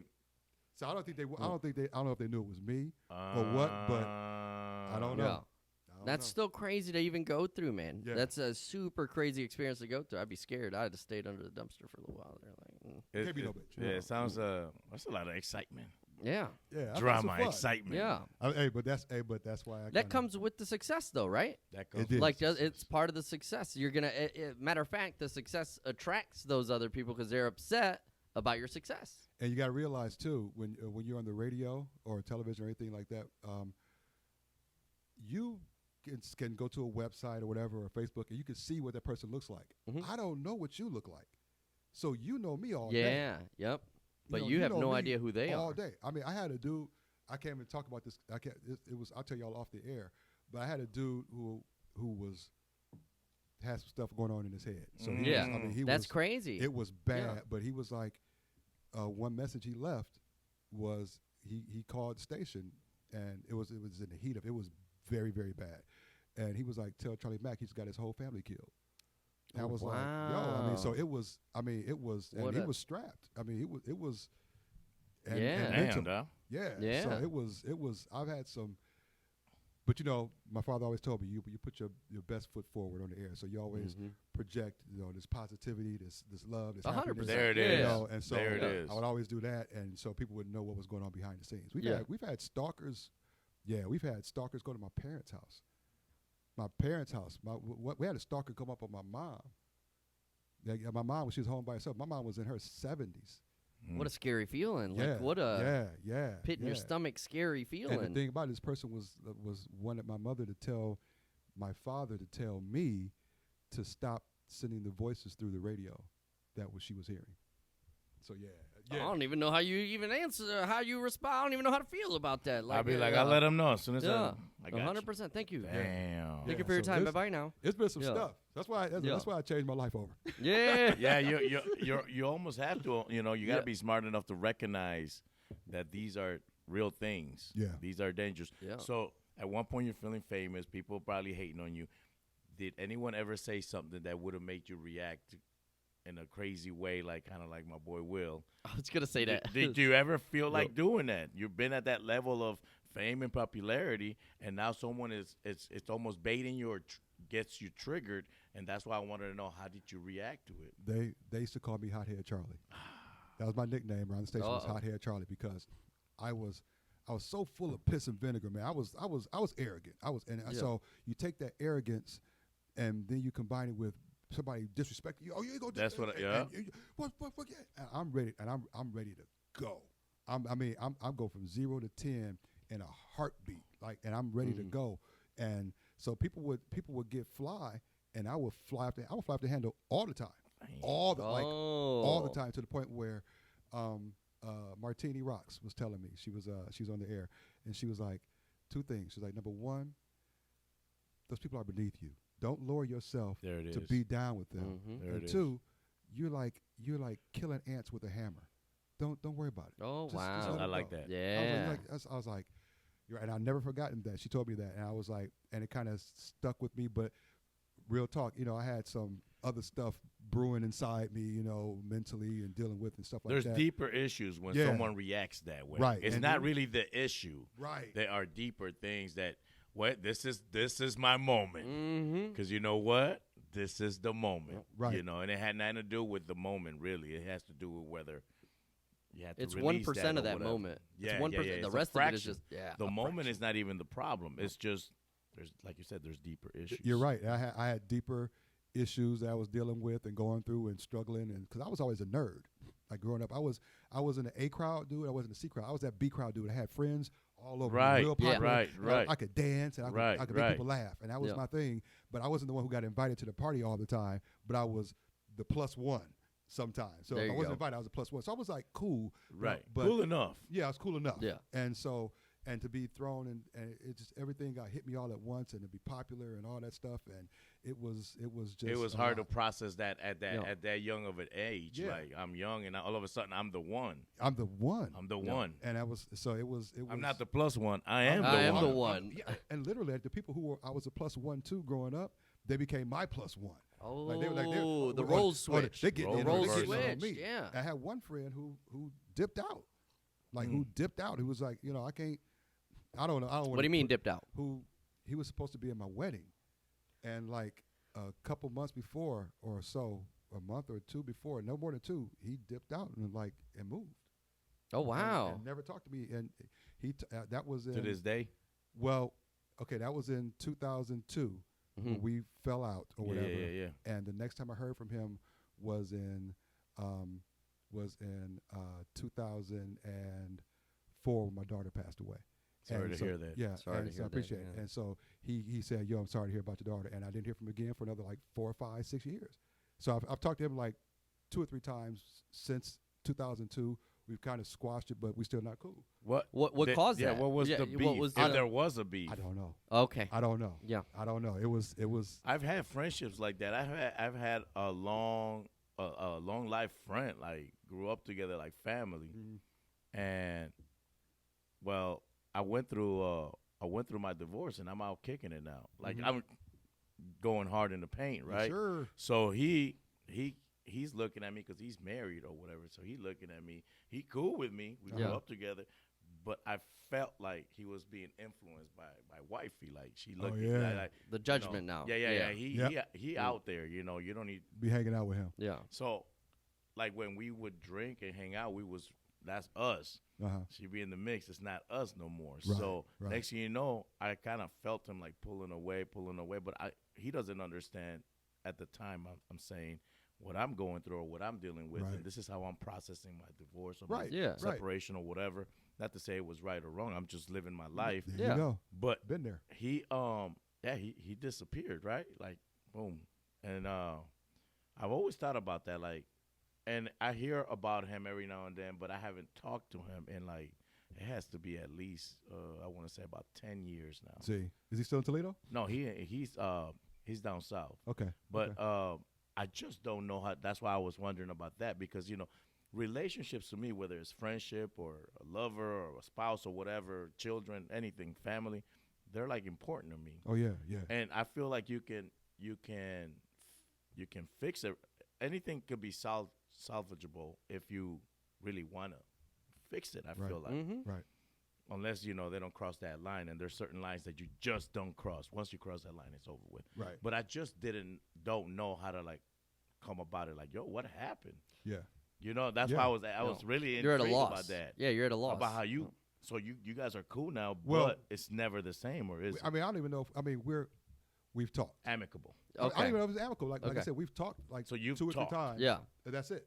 I take it back. We haven't even talked. We've talked via Facebook Messenger. Okay. Okay. Yeah. So you haven't even we haven't talked. talked on the phone. And he lives down south now, and so he's come up, and I didn't get a chance to see him the last time he came up, but I haven't physically seen him since 2002. And so, Wow. there's no hard feelings as far as I'm concerned. But it's just it's a strange situation that sometimes. But he's cool with the rest of the crew. Weird. He's cool with the whole rest of the crew. He fell out with the rest of the crew a little bit, but now he's cool with everybody in the crew. Everybody, they're like, yo, we hanging out. My man's coming back. I'm like, but you know who he was to me? He was the dude that if I died, he knew to go to my crib and what to throw away. Oh. Where to go, Yeah. what to get, what to burn, what to bury. He knew. Do you everything. feel your success had to do with, or the way you handled your success? It was something about, because I felt like the way I handled what I was going, man, I'm out here wild and doing the most. Yeah. And so even though he probably, because he knows me, understood me, like I said, Wifey. Maybe that was too much. Yeah. I'm assuming. Could be. Some people can't handle a change in status in other friends too, Yeah. because Right. I've had some friends where like sometimes I'm in low places and like we're friends and everything's okay, but when I'm in a little bit of a better situation, it kind of feels like they don't like to see that. So I don't know if it's just a change in status that they can't, whether it's that way or vice versa or whatever it is. Even in your situation where it's like now you're a little bit more of a celebrity type and. What else? And I'm not saying that that's the cause. I'm just saying sometimes a change in that it might be causes people to like too overwhelming for yes, them, like yes. to process. Which like, is I know you before this. Like, well, you tripping? Yeah. or whatever. Yeah, I'm still the same. Like, I don't understand. And yeah. it definitely had something. It definitely had something to do with it. I know it had something to do with it. He did work for the station temporarily for a minute too, and it was just. But the roles kind of reversed, and I think that's what it is. Because my buddy, man, like he was someone I would look up to. Real talk. Like he's a cool dude. Mm-hmm. All of a sudden, he gets into this lifestyle, and I go to the other lifestyle, and now I'm the guy. And he looking at me from his house like, damn, he kicking.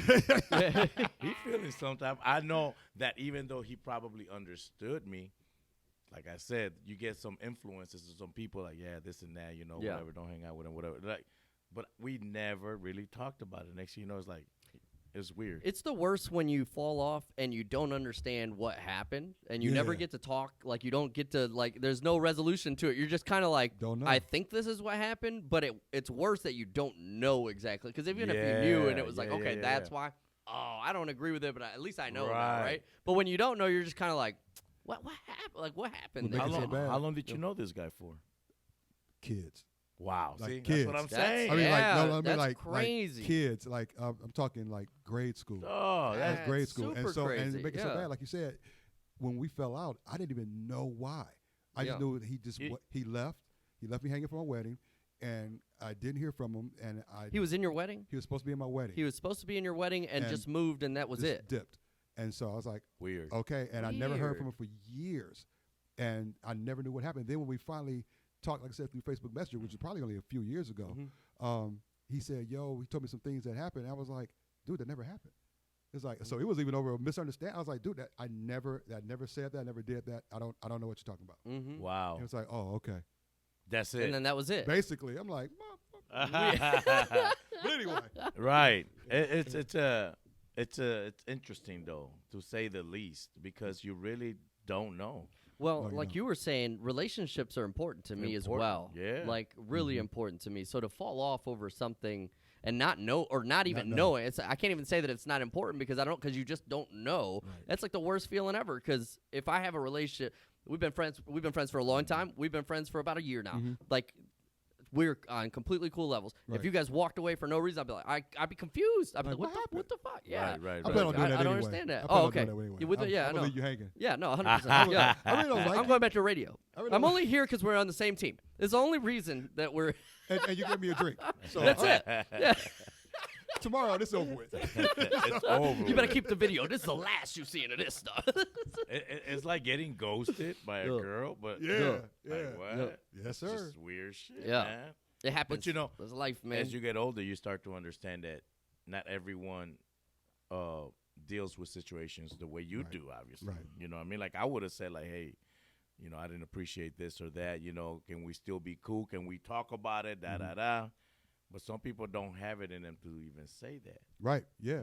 You don't know what kind of trauma they also are dealing with, to where every time they probably said something, things didn't come out right or they were misunderstood. So they're like, you know what? I'd rather just roll out. Just wish them the best and keep it moving. That's it. What Wish else them the can you best, do? keep it moving. What else can you? That's life. It's all part of life's adventure, man. You live and you learn and you keep it moving. That's Otherwise, you just stay sad. I don't know. Yeah, that's keep it moving, man. What else do you do? Like, you can't sit there and dwell on. If somebody walks out on you, like, what are you gonna do? Like, that's it. What do you do? You move on. What can you do? You try to it figure it moving. out. Right. There you go. Right. I have a question for you. What's that? You got you can be back on the when's it start that you're back on the radio? We don't have a date yet. Okay. We have to put some things around. Like I said, I still have to meet my co-hosts. Okay. So, and I'm still trying to figure that out. So, we're a few weeks. We want to get on as soon as possible, but we don't want to rush it. You know, something that B. Wills was doing that I liked is he was on the radio, then he would go on live, and then he was shouting out people on the radio while on live. And I was talking to him. I was like, "What's up? What's going on?" He shouted me out, and I was like, it feels cool because I'm interacting on a different level than what radio was like. Hey, you have to call in and try to get on the radio and talk. For sure. And now he was doing like a mixture. You know what I mean? He's on the radio, but he's also on live. And I thought that was a good way to integrate. Newer technology with the radio system. Yeah. Like when you do your show, like are you guys still in the planning phase of what the show is kind of? I don't want you to have to answer any questions that are not ready to be answered. I have, like I said, radio is just who I am. Yeah. So even when I stopped doing radio, I would still, for a while I couldn't even listen to radio because it would just hurt me to not be a part of it. But I've always thought about shows and how to do them and what to do and this, that, the other. So I've got an idea in my head of where to take it, and I'm not cocky, but I'm confident enough to know that I'm on the right track. Yeah. Right. So it's just a matter of how the pieces fall in place. But I have an idea of where I want to take it.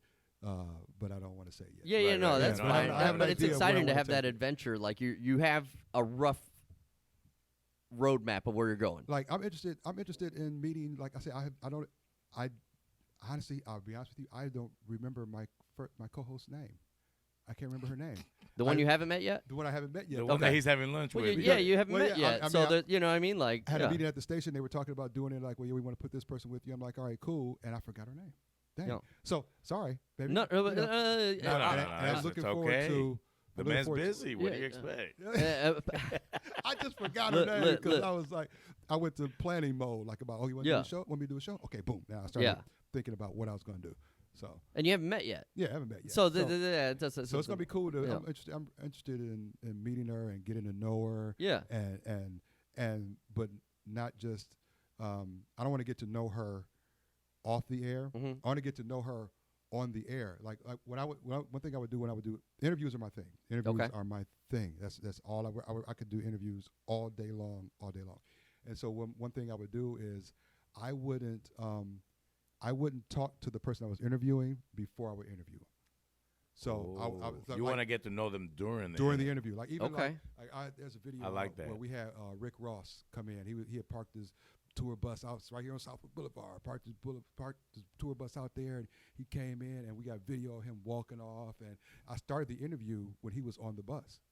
I was like, "Yo, we got my man Rick Ross coming in the building, blah blah blah," and it was cool. And I just started, and I dapped him up when he came in. He went into the studio, and we started the interview as he walked in. It's like, "Yo," he said, that's awesome. Like, "Hey, what's up? Yo, what's up?" And then it's more. It seems natural, organic. It's organic. It's very organic. Like, he just walked in. Yeah. So I'm looking forward to meeting this chick. I'm sorry, this young lady. I apologize.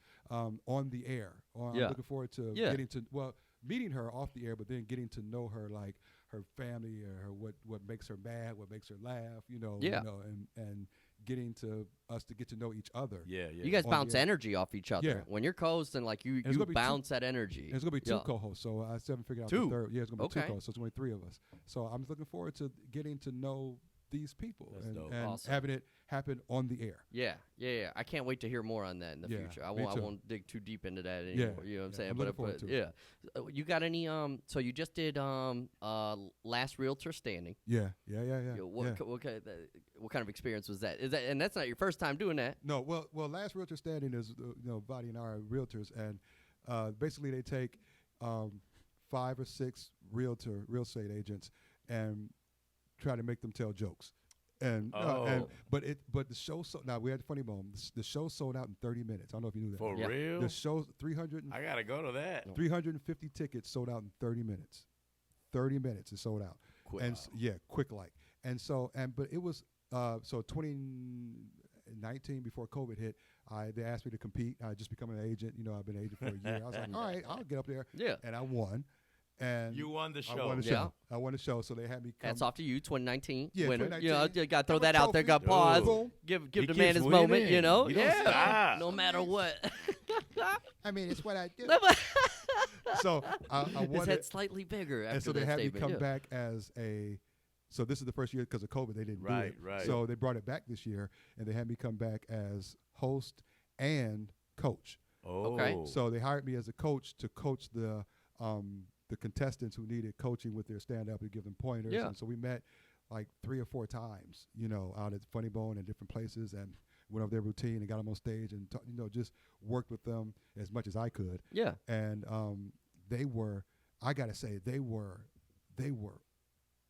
awesome. Yeah. They were funny. I mean, When did this happen last? This was It's like 3 weeks ago. about 3 No, weeks I ago. gotta go to three that weeks ago. shit for real. I mean, for it real. was. I mean, they were. I mean, especially they were funny just as comedians, but the fact that they are real estate agents who don't do comedy, Yeah. and they got there, and the chick who won, I mean, matter of fact, all the ladies were exceptionally well. Yeah. Wow. They were. I mean, they were funny as hell. Did you do that too? No, I didn't get to go. I wanted to go. What's going I was in on, man? Toronto. I went to go see Bad Bunny. I don't know what to tell you. I'm sorry, man. Yo, I don't know what to can I tell just say you, this? dude. Bad Bunny's coming up a whole lot in this interview. I don't know why. Yeah. Wasn't you that know the what? first time? I What got, the? I got love for the young What'd man. you play? What'd you play at the show? I mean, at the Oh, bar. oh yeah. That wasn't part of the interview, man. that wasn't. That was. Yeah, this dude is a That Bad was the Bunny. pregame. He's Yeah. a Bad Bunny stan, Yeah, man. yeah. You gotta Wow. give it to him. It is what it is. I don't know what to tell you. I have zero regrets, man. I regret nothing. Okay. Well, But yes. I'm sad that I didn't get to go. I'm sad that the schedule Next year conflicted you because I gotta wanted to go. go for sure, 100%. Yeah, Yeah, because it's Yeah. really a good a Yeah. really good show. yeah. It's a really So, good show. so do you know if you're going to be involved in it in any way, shape, or form next year? Or I don't know. I don't. do you hope to? Well, I think the He year I got did time. it. He got time. The year I did it, the host was the winner of the previous year. So Oh, Oh, okay. so that's yeah. how it goes. Okay, gotcha, think so, gotcha. yeah, Okay, so- yeah. I mean, that's they cool. might hire me Yeah. to coach again, Yeah. which would be cool. I Okay. liked working with the Yeah. comics and stuff, but it was cool. Yeah, I mean, I love my life, the things I get to do, the doors that are open. That's pretty cool, You know, man. it's For real. it's cool. I mean, and it may not always be a monetary success, but it's always a life building Yeah. success. Yeah. You know, like Yeah. even like Yeah. the TV show on BCAN, we've shot 4 or 5 episodes, and it's been awesome. It's Yeah. been to learn about my city and hidden stories about that people don't know about that happened in Toledo and stuff Yeah. like that, and to learn, and you know, it's been really really cool. So yeah, life is cool. yeah. Life is cool. Nah. It's not always about the monetary value Right, that you're yeah. getting out Right, of these right. things. Don't get me wrong. Sometimes the experience. Yeah. Don't get- Hey, Hold up. we gotta pay these It's bills gotta though. Hold up, man, because We gotta get that Tesla. We gotta get Somebody- that Tesla. somebody buy a house, because I need a Look, Tesla Hey, that's worth somebody 90 buy a bands. house from this man for real. I need a used car that's worth 90 bands. He threw it I out there. mean, damn. oh man. Must be Oh, nice. look. Hey, you be like, they got power windows or what? Look. What you mean, Mr. Tesla? Is power windows or what? What is this? He got the What? crank. It's like, oh, it's a 10-second delay in the jokes. You got to roll the window down. You gotta have the little pulley so you can Oh, pull the the- seat back. Tesla's cool. It's all organic, bro. That's what we're selling. We're selling organic energy, That's what bro. it is, bro. That's what it is. We don't man. want to use some. We don't want to use some. Get the ozone layer fucked up. It's all organic, that's bro. What it is, man. Oh shit. That's what we're selling. No, but I wanted to ask you, man. He's gonna roll right into it. I got a question now. Oh man. I like the fact that you've been involved with the community. I'm a community person, man. I love the community, man. But what is your opinion on the state of the community at this present time as it was back when you first started?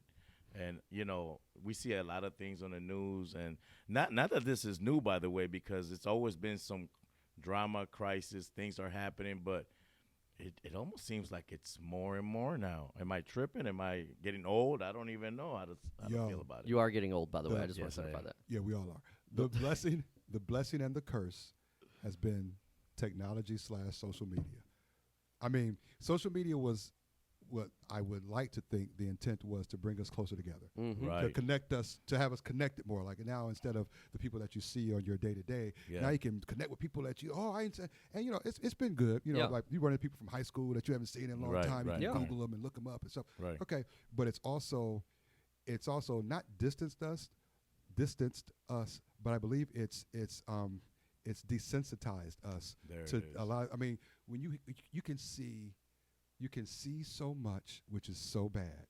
That's so bad. I mean, so many bad things. Like you're talking about the Karen and stuff. Like you see so many bad things on social media and you can see so many fights where people are arguing, thumb thugs, what I call them. They're like, oh, you're right, right. And it's gotten us to the point where we're desensitized to interaction with human beings, and we're just not comfortable or used to having that interaction. Like I could look you in your eye, I could look him in his eye, and on social media, it's just a profile pic and a comment. If you want to comment, or maybe even just not even that, you just like and keep moving. That's it. And it's like, so I think it's made us less of a community than we were supposed to be.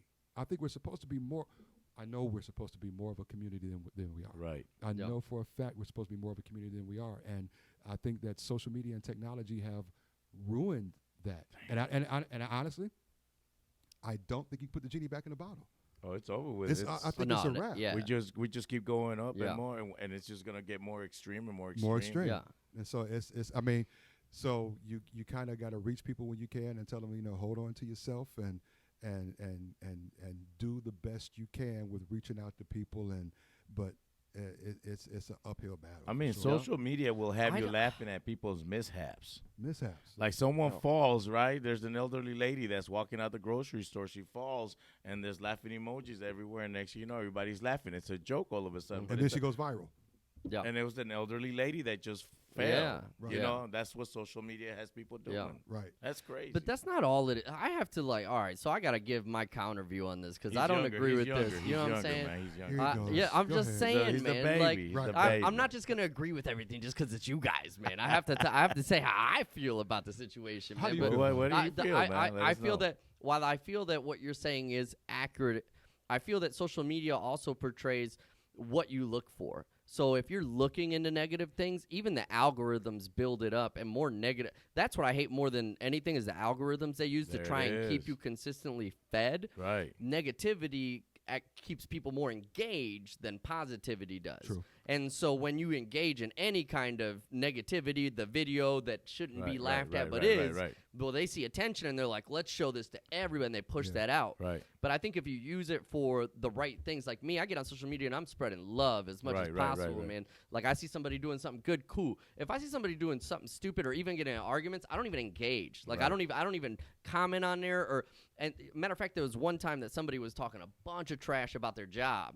And I hopped on their feed and I was like, help yourself. I was like, hey man, I was like, if you want to talk about this, we can talk about this, but you probably shouldn't be putting all this on social media. Right. Like, he was like, you're right, blah, blah, blah. And we even talked about it.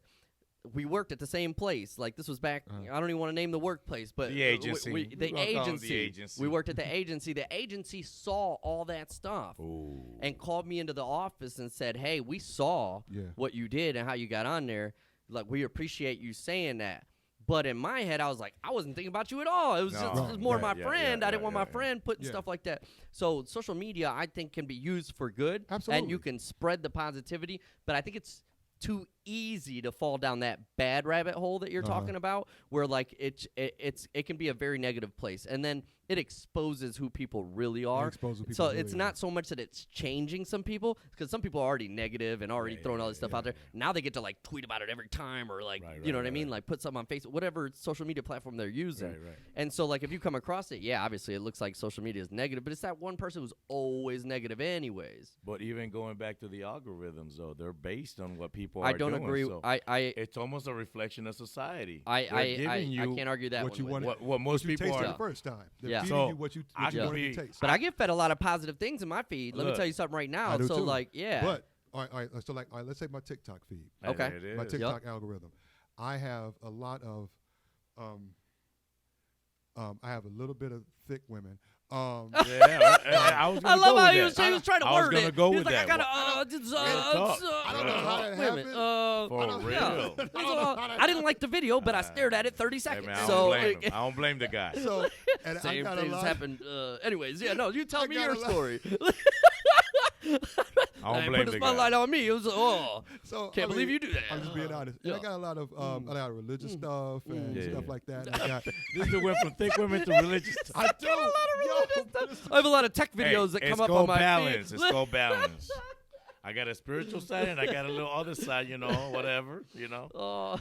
And I got I can't call it, but I got a lot of positive stuff. Like I got a lot of religious stuff. I got a lot of comedy and people that I don't follow anybody negative, but I still get the police brutality. There it videos is. Pop up. That's what I'm saying. And I fought and I watch it and I watch it. And Right. I watch it Because it's there. Because it's there. I'll And- give you that. I won't argue you those can points X that, with and you. you can X out of Yeah. it, but it's too late. You don't see somebody get whooped or get pulled over and like, damn. Now, Now, how do you handle that? Do you let it drain you? Yeah. Do you scroll or do you watch it? I mean, it's all on you. do you at the guys end of the take breaks day. from social media? Nope. Nope. No, man. Do you? Hell no. I do. I like. I've had to take breaks because sometimes I'll have like that negative mood and that negative stuff coming in. I took a break, and it seems like took I a only break. find negative things. And I know it's only my own mindset and the reflection that I'm finding. I'm like, I need to stay away from this because I'm getting fed even more. And so I'll take a break for a couple days, won't post anything, won't read it. I won't even open them up. Yeah. And then I go back in and I'm like, okay, let me look for the positive things and go that way. I had to take a break last summer with everything that was going on. Oh, yeah, you know, it was getting to me. Yeah. Because I've experienced certain things, and I have people from all types of walks of life. Yeah. You know, and so everybody has an opinion about something. Yeah. And so now I'm looking at what they're talking about. I'm like, dang, man, I was hanging out with you. Right. Yeah. Right. Yeah. You know what I'm saying? Like, Yeah. okay, that's you're entitled to your ideas or whatever you Yeah. think about, but I was hanging out with you though. Like, I Right. never thought that you never. But now it's like Yeah. they felt like I can talk about this. Yep. Yeah. Yep. Out Yeah, in I the understand open, you know that. what I'm saying? Yeah. So that's when I took a break Yeah. because then I started looking at people. Then you start looking at people like Differently. Very differently. who the fuck Yeah. was you Right. really the whole Yeah. time? Exactly. Yeah. You know, it makes you wonder. So that's the only time I took Yeah. a break from that. But as far as the algorithm go, Yeah. hey, I go to babes in bikinis, whatever. But I'm still getting fucking warplanes in Ukraine. Yeah. Right. Like I didn't ask for this. Yeah. I Right. want girls in bikinis. They want to see if you like it. They wanna see if you like it. That's what I want. Girls in bikinis. So I don't want. I want more girls in bikinis. why I don't we specifically get- like the video on. So it's girls. Or cosplaying, like women cosplaying and shit. Like I don't want to see Russian warplanes or Ukrainian soldiers. I don't Yeah. want to see that. I know, I get Yeah. it, I understand. Yeah. It's Right. happening, but there's a lot of And- other things that are happening too. Each one of those algorithms is different. So like TikTok in comparison to like Facebook and Instagram, in comparison to like Twitter, like each one of those algorithms is going to hit you different too. So my question So- to you is, Yeah. when you took your break from social media, Yeah. what'd you do in the toilet? Oh man, Because I don't understand. You know I what the couldn't even weirdest thing is? Okay, so is YouTube considered? Because I'd That's be on social YouTube media. and I'd look at it like a social media. That's So I was social scrolling media. through like, who's gonna tell me something, bro? Like I For need a real. 5-minute video. I mean, you can to- legit to- talk and to I people had like on 3 of YouTube. them, bro. Like my legs are numb. I'm still sitting here. I need. See, it's something. I'm just saying. It's Yeah. something, bro. It's something. You're It's something, constantly though. being fed something. 100%. So Yeah. it's up to you. How do I Bro, react? did you ever to read this, shampoo know? bottles on the toilet? Before we yeah, had the smartphones, man, ingredients, what did yeah, you yeah. read? Okay, Tell so me you ain't read the I'm so- ingredients. I'm so Irish. old school. We had magazines in the bathroom. Okay, yeah. So we had, That like, too, but I mean, like the Sears catalog, Yep. and like JCPenney You catalog. already know. You already know. yeah. Hey, That's but it. then- stayed on that page. Then you go to the underwear I section. can't. you Hey, go I to can't the- wait till I Oh, get just this so you cabinet. go. Right. It looks good. I would see what kind of bra she wear. Ooh, Oh, wow. okay, all right. Wow. Yeah. He's like granny's. Look, if you ain't have a magazine, you had to read a shampoo bottle. Tell me you never in your life read a shampoo bottle, never read the ingredients on the back. You'd be No. like, what is derma? No, I never did that. I Never? think. Oh, I think. man. I think I was poor, man. everyone. We didn't have magazines. I think everyone is influenced by it. Yeah. At some Yeah. sort of level of influence from social media. Yes. Yeah. We all are. I can't disagree with that. at And all. so it's all about, like I said, how do you, I watch the news for the weather, You know what? I want to know if it's gonna be sunny today. Right. And I also just to learn what's going on, but I've learned to not let it get to me. Right. Yep. There was a point in time that it was getting to me, man. Yeah. That shit was Yep. like, damn. I found myself like, do I have a demon living in my house? Because I start thinking negative about a lot of things. I'm over here beefing with people that I would have never beefed with because they have a different stance on things. You know what I mean? You got to step away from it. And that's good. I got that way yeah. too, and I burnt out. Yeah. I burnt out from so much negativity that I was like, which was cool because the negativity part burnt out, and I was like, you know what? I'm just gonna be positive. It made me switch to being more positive about the people I would allow in my space. Because I have, like you said, people that you hanging out with, you realize you are messed up in the head. Like, you know what? I'm gonna keep you at arm's length. I ain't gonna get rid of you. No, not at all. You're still there. We're still cool, but I ain't gonna reach out to you. I need a buffer. If you say something to me, like, yeah, okay, cool. If you say post a picture of your kids, I may like it, but I'm not going to interact with you. Not only that, you learn to treat people accordingly. Oh, you're that type of person. All right, cool. Yep. Now I'm glad that you put it out there. Now I know. Cool. I'm gonna treat you accordingly. Yep. I can't treat you the same way I treat people that everybody gets that treatment. Like, all right, you're on this level. Some people are drinking buddies. Some people are your homeboys that come over and help you do work around your house. So it's different peoples for different things. And so before, everybody's friends. Yeah. But not everybody is on that same level.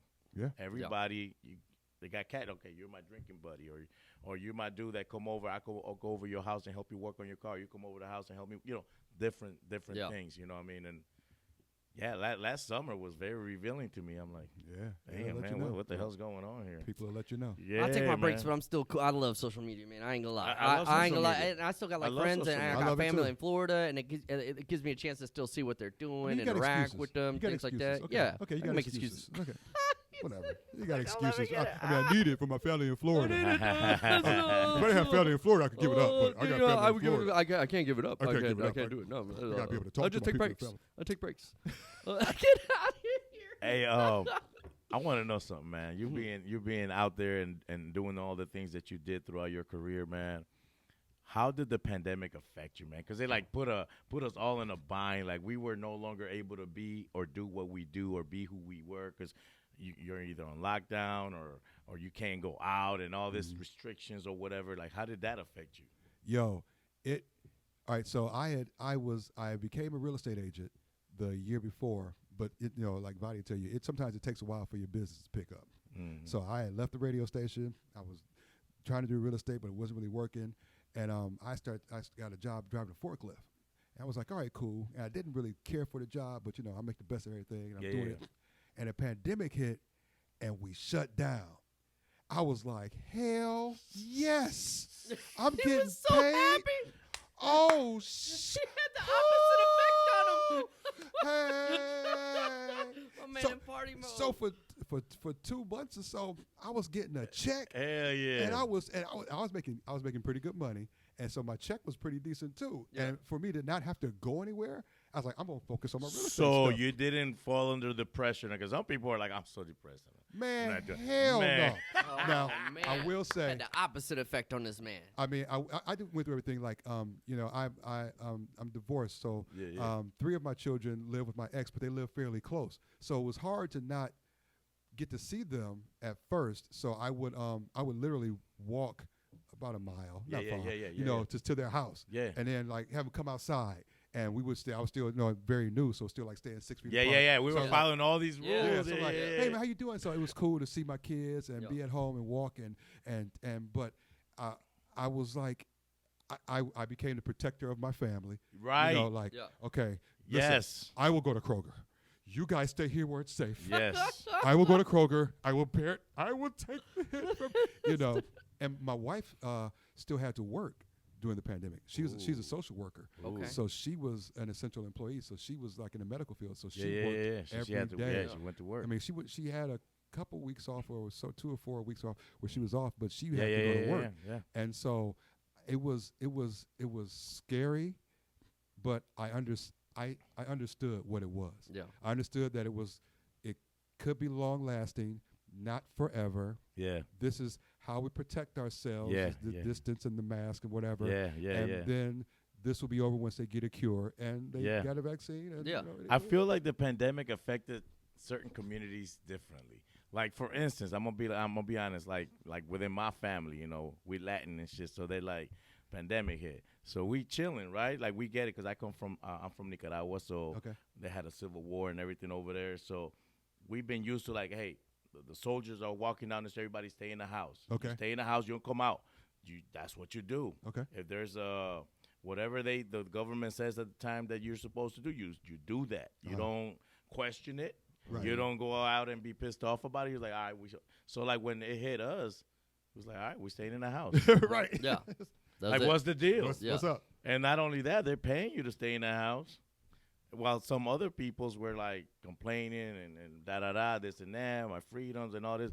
I'm like, I'm cool. Cool. Yeah. Bruh. You know what I'm saying? Like, hey, Look, when I would come home from Kroger after making a run and getting all the supplies, I was cool. Mm-hmm. I mean, bruh, listen, I'm talking about I'm sitting at home, I'm making food, I'm cooking on the grill. He living his best I'm waiting on wifey to life. get home. I'm literally in the backyard Yeah, he with living. the grill with Yeah. a cigar in my hand, and I got my computer. I'm trying to do real estate, but I can't really focus on it because Hell I yeah. got my drink in my hand. I'm like, yo, we gonna ride this shit out. Yep. no, Yep. I built a Ain't no- deck. yeah. I built a deck. Why not? You built a deck. I got on YouTube. I was like, all right. How do you build a deck? I open up a fucking an account with what's it called, Menards and shit. Hey, $10,000 Start credit over. line. Man, I went and got me all that wood. I'm over here. I'm done. I like. It's cool to me. Everybody complaining like, I don't want to wear a mask. I want to do that. I'm like, dog, I'm building a deck. I don't know what y'all doing. For real. Like it was to me. Yeah. It didn't affect me. Yeah, there was times where like, damn, I want to go out. I want to go to the bar or something. But it's like, well, whatever. My brothers come over. We're drinking and shit. Right. What's the problem? Yeah. Bruh, I was For cool. real. I was cool. I'm not going to lie. I was a little scared the first time when it's like, oh, you can't go out. It might be in the air, da-da-da. I'm Yeah. like, damn, dog. We Yeah. can't even. At what- the you know beginning, what I mean? yeah. At the beginning. The beginning it was It scary. was like yeah. airborne and all that shit. Yeah, Like, damn, yeah. man, Oh you my got to wear God. gloves. I put Yeah. gloves on. Like, damn. Yeah, I'm wearing A gloves. It got biohazard too. real. Like, Yeah. Right. but then it's like, man, what? Yeah. It's been 2 weeks, man. We kicking it. Yeah. You know? Kicking. Yeah, it's over with. For real. Yeah. And the I used job- that time to get my real estate license. Why That's not? what, yeah. There I was you- like, well, It's what you do. that's what you do with that with time. that time. Yeah. I always tell people, man, if you came out of the pandemic the same as you went in, you Boom. wasted it. Oh, yep. Boom. You wasted it. 100%. If you came out of the pandemic the same as you went in, then you really Yep. wasted a golden opportunity to find, reinvent, create yourself. For Yep. real. You- For I mean, real.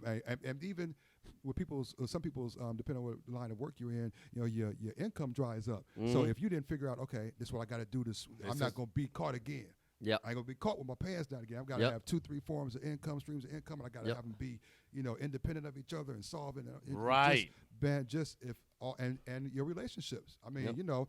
I That got closer also. with my kids, and even my family's very close. We have we're a blended family, but we have 7 kids together. My wife Right. and I. Right. And when I remember the first time we all met at the park, and she was like, she surprised me. She went and picked up my sons, and most of us met at the park, and it was the best. Yeah. We took a That's picture. awesome, we were man. laughing. Yeah. We That's were dope. hugging, Yeah. and we were exercising That's together. dope. And I was like, this is dope. The worst part about the pandemic for me was that my wife couldn't be home to share with me. Yeah. Other than that, I was Other than that, this Yeah. dude was grilling with a cigar. I'm waiting on another lockdown. They got a virus? I mean, they got a vaccine? Damn. Dang. The vaccine don't work. I know, Uh-uh. right? Don't get I rid of that. know. There's another virus. It's stronger. another virus. There's Stronger. No, we definitely gotta go back Yeah, home. we gotta go back home. Mhm. Lockdown. Yep. That's, you know what? I always wonder how it affected different peoples in different communities because, like, for him, he's a public figure, like, for real, legit. So now he got to be at home grilling with a cigar. I know. Didn't give a He was living his best damn. life. How did the pandemic? I was at home kicking it, man. I had a cigar. No, my dude from the It's job. golden, dude. My dude from the job would do every day or every other day. He would do like a shot challenge. He's like, see a drink, take a drink. I'm like, all right. My and man's social media feed was all drinks. It was all drinks. People was drinking, though. I A remember lot. that. People was A drinking, lot, for real, dude. For real. I I drank. was There was a drinking. lot of time to kill. There's I a was lot of drinking time to shit. kill. And I was listen, drinking when I was studying for my exam, bro. What else are you gonna do? because you could get drunk. You're not supposed to be going anywhere. So Right. You, ain't gonna you be don't have so to drive. You Yeah. don't have to. You ain't got to go. You ain't got to get up in the morning. You're golden. All you got to do is Man. waste time. Yep. Man, give me another pandemic. Yep. I will Give love me that another shit, pandemic. man. For real. All right, here's a question. Is the pandemic over? Like, is it? Did we are win? We done? Did we win? I Are we think done? it's over. I mean, I think it's did over. anybody see downtown yesterday? This is the reason I'm asking. Because I mean, the final piece of the puzzle was when McDonald's opened up the inside. When they opened up the inside, But That was it. That's what made. That was the. Arby's was hasn't it? opened though. The inside. Arby's is open. Inside? Arby's at least on Airport Highway is open on the inside. Oh, for real? I mean, I went in there. They matter all of fact, opened up on the inside. I'm and, pretty sure. I don't think there's any places that are still closed. Wendy's on at the least inside. on Airport Rentals, they never even closed the inside. So yeah, I mean, so once Mickey D's open up the inside, it's a wrap. over with. Yeah, it's over. It's with. over That means with. it's over. It's done. It's a wrap. And Waffle House go back to being 24/7 because one's by me closed now. But it's all good. It's all good. Yeah, That's man, what it that pandemic was something else, man. Yeah. But you're right. It taught us. It brought a lot of people together, It did. closer than they was ever before that. It did. But it also probably divided a lot of people. It messed up a lot of relationships. It did. A lot of marriages. They were at home. because you realize. Oh my God, this I is really you? Don't like this mother. I don't. I really don't like. I spent all day with you. If this dude breathe one more time, in and out, He in breathes and so out, loud. in and out. I mean, He through snore your while he's nose. awake. Dude. He was. I can see that happening, man. I mean, one of my dudes got a divorce. He said the pandemic. He literally said the pandemic ruined my marriage because they were stuck at home. They realized It exposes marriage. It Let me exposes me these be flaws. honest. I'm gonna be completely honest. Expose the marriage It because exposed. that's just they're just there, Yep. and now they just have time to realize who the other person is. and you're like, That's all I it is. don't like this mother. Because think about it. You're working, he's working, she's Yeah. working. Nobody's dealing with You each get little other. But pieces. now, Yeah, a you few get little hours now pieces you're of here each every other. day, Yeah. all Like, the time. Like, Yeah. You know what? When you take a dump, it stink really, Yeah. really bad. I mean, I can't handle the way your shit stink. I don't. And your breath stink in the morning. Damn. I didn't All these realize you normal chew with your human mouth things. open. Yeah, You these chew with normal your functions. mouth open all the time. Chew Why with your mouth. Why you gotta chew with your mouth open. open? Why you gotta smack when you chew? Ugh. Why you Wow. fart so much? Wow. I'm sorry. Everything came out. Everything came out, Hey, man. But it's always deeper than that. Actual chewing and all that. Oh, Like, yeah, what yeah, is yeah. really 100%. the issue, dog? 100%. Yeah, one day we gotta talk about that. So the reason I brought that up, I downtown Mudhens opening game yesterday. Downtown was completely packed, super fun. How was the stadium? Super great time. Stadium was nice. Stadium Packed. was packed. Stadium was packed, but Sold also out? I don't know. Like, did it look like every seat was filled? Because it was okay. kind of chilly out. I'm gonna be honest, yeah. right? Yeah, I was go ahead. only I'm about there to say, I was for a gonna tell the short. truth. Yeah, I was only there for a short. Oh my portion God! of This the dude game, went in there, right? took a picture and left. I was didn't there. even take a picture. That's why I was upset. I didn't even take a picture, dude. Like I literally. So this is what happened. Partying pregame for the Ooh, game, right? Yeah. The game's going on. All right, cool. The game's about to start. I walk in through the front gate. The people I'm with, we're hungry. Let's go get some food real quick. Yeah, but we yeah. don't want like the stadium food. We want like some real Right, food. right. So we walked in through the front, and then we walked right out through the back in the swamp shop. Okay, yeah. We literally just walked through. walked through it. And then went to Firefly. Grabbed Wow. some food at Firefly. Call it a day. Yeah, no.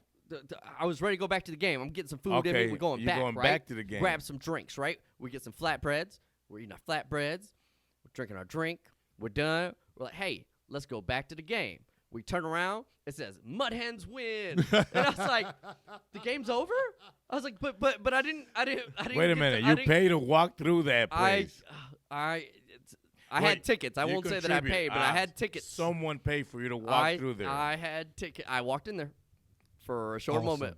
I'm glad you did your part. Yeah, I did my part. I don't know what to tell you, man. contributed. Right. You know how many games I've been to. I used to work at the Mudhens Stadium. I've been Oh, to a yeah, lot of right, games. yeah. Yeah, Okay. So Yeah, I've been I to a love lot the of games. Mudhens, But bro. like downtown was such a fun atmosphere Yes. yesterday, Yes. and it was such a good time. Like I had a blast, and even though those places were overwhelmed, every place was packed. Yeah. Those Yep. bartenders were doing a phenomenal job Yes. keeping up with Shout outs to everybody. the And don't get me bartenders out there shout for out to real, the for bartender, real. all the workers, anybody who was working downtown, like they did a phenomenal job. It was packed. There was a lot to deal with, and they dealt with it very, very Now, nicely. I didn't hear any negative incidents happening I didn't either. hear So anything that either. was, I didn't either, and I didn't experience any. And I was literally just doing. So I was doing like a let's say from Cock and Bull to Blarney to Table 44 to Firefly, Dirty. Like I was in that circle, we'll say, Yeah, like yeah, right yeah, around yeah, the yeah. Mudhen Yep, Stadium, yep. and it was packed all around. nothing negative, no fights. I didn't see any kind of anything. It was all good vibes. That's all good. good vibes. That's good. Yeah.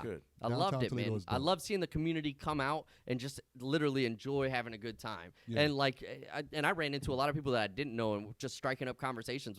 Everybody was just in such a good mood to be out. Yeah. And it was supposed to rain yesterday. It didn't rain. It was a beautiful didn't day rain. yesterday. Didn't rain. Beautiful day. Perfect for the day. That's Yeah. good. That's Yeah. good. That's cool. But I didn't watch much of the game. I ain't gonna lie. That's all right, man. Yeah. I I don't think people would watch the game. Yeah. Nobody really watched the game. But I wanted to at least It's the watch like event. one pitch, bro, or like something. You know what I'm saying? Like I'll go Why? in and I'll watch a little bit of Why? it. It doesn't matter.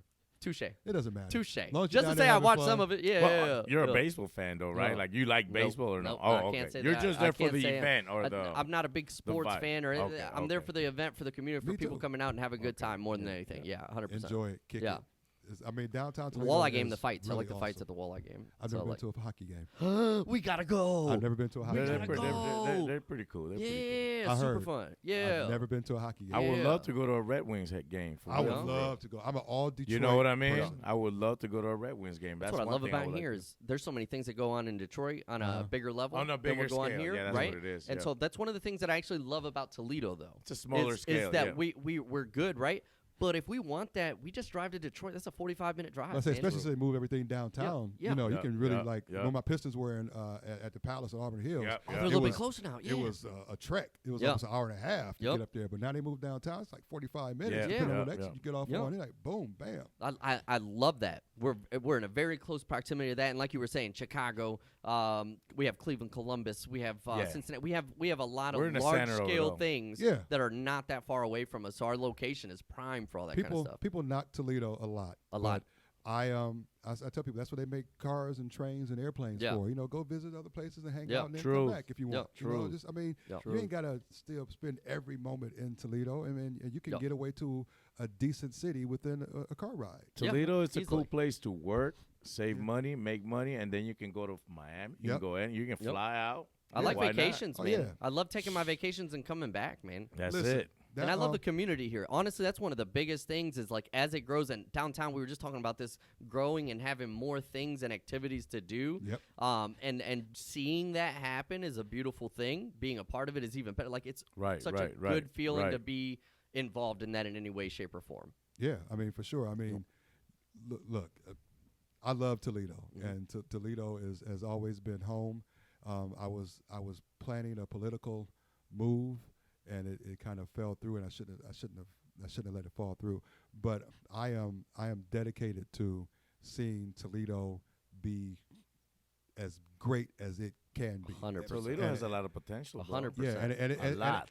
it has a lot of potential, and it has a lot of realized potential. I mean, like the fact that downtown Toledo has come up so much is really cool. Yes. I mean, like there's still Yes. we've got a lot of work to do, but there's some stuff we can celebrate about There's Toledo. a lot that we can I mean, celebrate, honestly. Listen, you being downtown and you get on those stage and at the ProMedica series and I'm up there and I'm looking out and I see people from as far as I can see it. I'm on Yeah. stage. I'm like, yo, y'all ready? And I put the mic out and they all scream. Mm. And I look up and I what a see the good big feeling, man. screen and I see the monitors and then I look over and I get there and I go up to the heights and people are all up at the heights and all the bars and I'm like, yo, I could actually bring people from out of town and take them downtown and they would have a good time Yes. and They be would, proud too. of my city. Yes. Yep. But at the same time, I'm always in the metro parks. I'm always there. They got some cool ass parks out Man, here, they got man. some For real. cool-ass For real, for real. parks.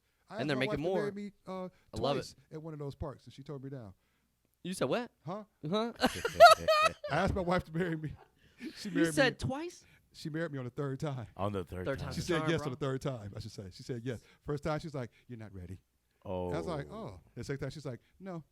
I'm like, well, Oh. damn. The third time she was like, "Okay." No. She, Ah. the third time she was like, "Yes, it was all good." But yeah, Three Yeah. times. Three Yeah. times. Wow. Yeah. Wow. Consistency is key, baby. I want Whatever. to tell She's you, just made it being happen, man. difficult. She's being difficult. I'm trying to play it up. My man, it took 3 times. I don't like it. How long did you guys date for before you popped the question? I don't remember. At least 2 years. Okay. It's not bad. That's But not- we got married after being together for 3 years. Okay. So yeah, I mean, and so in 2 years, she thought you weren't ready. she thought I wasn't ready. Damn.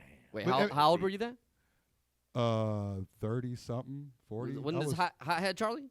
Oh no, I wasn't hothead No, Charlie. Okay, I was he's mellow. I wasn't mellow. hothead Charlie, but honestly, she had known I had come out of a divorce. Okay. And she had been through a divorce, and I respect that. And so she was like, you're just not ready yet. And that's a good move, though. Yeah, I mean, she was right, I guess. You guys have been together how long now? 13 years. So she was right. Yeah, she was. She was right. Yeah, I mean, she played it the right way. Yeah. I mean, whatever. Yeah. I mean, whatever. I'm gonna give her credit.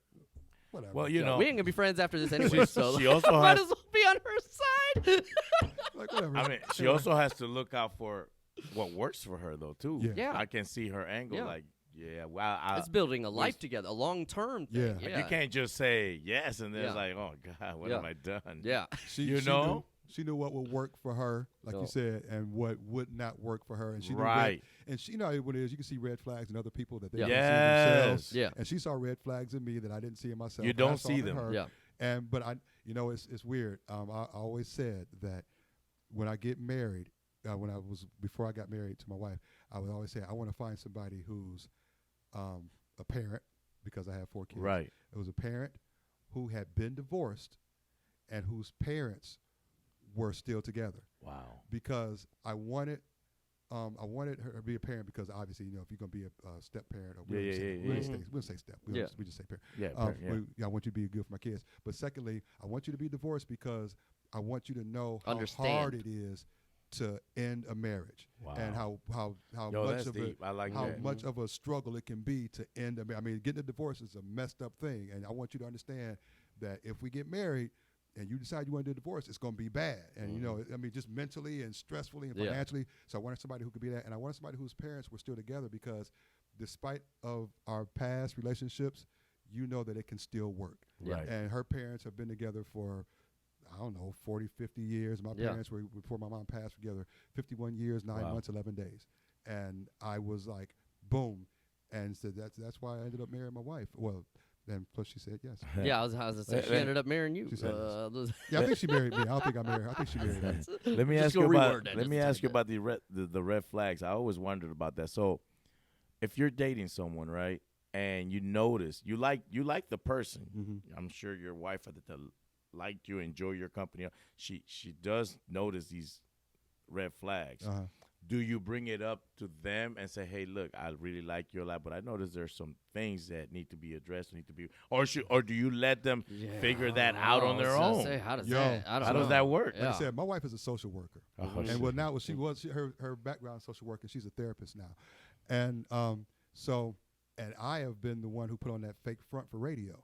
I'm always going to be smiling, I'm always going to be happy. So I was more of I really didn't talk about things. I could talk about like my daughter passing and things like that, stuff like that. But I really didn't talk about bring up uncomfortable things. Right. And I wouldn't like if she had because there were red flags from her that came up that I noticed. But I was like, yeah, so I could put that to the side. I put that to the side. I don't worry about that. She, on the other hand, would be like, motherfucker. You do know that you are messed up in the head because of this, that, and the other. And she would point out. She would tell me, like, you messed up because of this, messed up because of that. I mean, literally, being 100%, gave you a play-by-play. 100%. We're still going through. We go through things, periodically. Well, yeah. And she's talking to me recently. Like, look, you're still suffering from. Like, I have PTSD. Right. I have PTSD because I've lost a lot of people that are close to me. Yeah. And her telling me, like, look, I think you have PTSD made me think, okay, do I have PTSD? Let me research it. I believe I 1,000% do, and here's what I'm going to do to work through it. And so my wife has been phenomenal with helping me work through my problems, and she's also been strong enough to be like, look, you got these problems. I can't help you. You need to go get help, and I have to protect myself, in a sense, from your mental stuff, that's understandable. so that it doesn't bring me down, because I got my own mental stuff. Right. And so we go. So like, I think my thing is, like, when we got married, I was like, one thing I want us to do is I want us to go to counseling once a year, every year. I mean, at least one session, not one session, but like one period of time. Right, 3 or 4 sessions. Just to get a tune-up. Just get a tune-up, just to talk it out. And we didn't do that, and it kind of came back And so we're about to go back next week. We're gonna go back and get it together because I got stuff, she got stuff, and we got stuff. Yeah. So there's always stuff, by the way. So these red flags, should they be addressed or should they? They should definitely be addressed. Nope. Definitely address the red flags, but know the person that you're, because she understood. How can I say this? She knew to come at me a certain way, so she knew who I was, so she knew how to come at me with my red flags. But at the same time, my wife can be mean. This is on video. Yeah, I just want to keep that in mind. No, my wife can be very direct. And she can be very direct. And she can be like, look, motherfucker, you got this, and you need to fix this now. Yeah. And then that's it. Does that work for you though? Her directness. Not at first. It's a choice. It doesn't work at first. Yeah. But after I take it down, process it, calm down. You know it's coming from a good place. I know it's coming from a good place. And I know she's probably right. Yeah. There it is. And I know she's probably right. Even though I may not accept it when she says it. Right. Yeah. Right. She might say something. I'm like, what? You don't know what you're talking about. See, right, that's the problem. right. You think you know everything because you got the little degrees and you got the little and you know everything. And matter of fact, I'm out this bitch. I quit. Right. And then it digests. I mean, I might have. Anybody just like, I might have some issues with that, but I mean, she gonna come at me like that. I just want to tell you that you were right. And my wife don't even be like, "Oh, baby, I'm glad you got it." She'd be like this: "I know I was right." Oh man, very direct. Just letting you know. Sometimes understanding where it comes from helps a lot. Because when it comes from a place of like, not even love, it's like, now you trying to kill me. Right. Like now you trying to pulverize me. Right. But when it comes from love, it might take a little bit. Like you say, you got to process like, damn, am I fucking other? Wait a minute. She does love me though. Right. Yeah. So it comes from that. Because some people will try to destroy you, dog. Like some people will. Yes. They may masquerade it like they're trying to help you in own reality. But they're fucking killing you though. Nope. Damn. Yes, sir. No, you're lucky, man. You're lucky. It took you 3 times. It took me 3 times to ask her, but she finally broke down and said yes. But hella luck, man. Like, super lucky guy to be still together. You're still going to have your ups and downs. That's completely normal in any relationship. You guys are both willing to. You have somebody who calls you out on your shit, which is nice, actually. Sometimes we need that, man. Like, 100%. Like, you got to have. Because we ain't going to recognize it. We ain't going to tell ourselves, oh, shit. No. Whatever. Like you said, she's watching this. She's watching this, so I'm not going to. Yeah, no, we don't need nobody to point out. He's not going to give her a reason. Heck no. Heck oh, no. man. I'm cool. Anything else you got coming up that you want to tell everybody? Plug in whatever you got to plug in, man. No, the show is on BCAN. It's called Untold, The Hidden Stories of Northwest Ohio. Our new episode should be airing very soon, but you can always catch them on Facebook. The new episode is about, it was an armed robbery that took place in downtown Toledo of the post office. Where people stole some bail bonds and jacked the armored car, and we go down to the building that it happened and stuff like that, and reenact some things. Oh, you're reenacting? Yeah, well, I'm not, but we have actors who reenact. Oh, what is your role in the I'm show? The host. Oh, you're the I'm the host. So I narrate with our historian. Nice. We have myself and a historian who comes and. Man, that's super dope. Yeah, we've done them on. There was an amusement park that was in North Toledo. Well, actually, Point Place. That was a big boardwalk with a Ferris wheel, casinos, and everything. Are you serious? Yeah, people don't know it. And roller coasters. I didn't know that either. Matter of fact, they had a roller coaster that the company could only get one, and Cedar Point wanted one, and we wanted one, and Cedar Point ended up getting it, and we got the next one, and wow. And matter of fact, when the tide goes away, you can see some of the pylons were still there, and so we did. Oh, we've wow. Done, we've done episodes. Hey, we should get that historian in the show, man. That'd be sweet. Yeah, I agree. So the episode Untold is coming on. It's on Facebook, so you can check that out. I'll be back on the juice soon enough. Making that comeback. And and of course, if you need a realtor, I mean, Vadi and I can help you. We can anytime. We can help you anytime. So that's about it. And for me, man. It's just about being with family and friends and just making the most out of every moment because you never know what's gonna happen. Awesome sauce, man. For real. Thanks for coming on the show, hey, man. I appreciate y'all having me, man. I appreciate. I mean, anybody that gives me drinks, I'm good to go. That's all it takes. That's all it takes. I'm the same way with food, though. Oh, y'all got food. I'm on my way. Food. Yeah. Okay, real quick, before we go on BKN, we have a show that's all about food. Yeah, I'm telling you, you love it. I mean, it's all about local. It's all about local food. Ooh, okay. There you go. Yeah, gave that incentive. Yeah, I gotta check it out. I like that. Love and it, the man. chef get in there and they start. Anyway, I'm sorry. Okay. Yeah. Love it, man. Well, look, I appreciate you coming on today, Yep. telling us way more than I even knew about you. And we've been on the same team for a year, and I just learned This a is lot cool. of stuff Right, about you, cool. man. Like, Very cool. the impact that you've had on the community, what you're doing is phenomenal. I'm super excited to hear you back on the radio. Again, thank you. Thank you so much for being Thanks, on here. man. I for appreciate real, y'all for having real. me, man. I appreciate it. Appreciate Real. it, man. Appreciate For you, man. real, Ladies and gentlemen, Charlie Mack. You.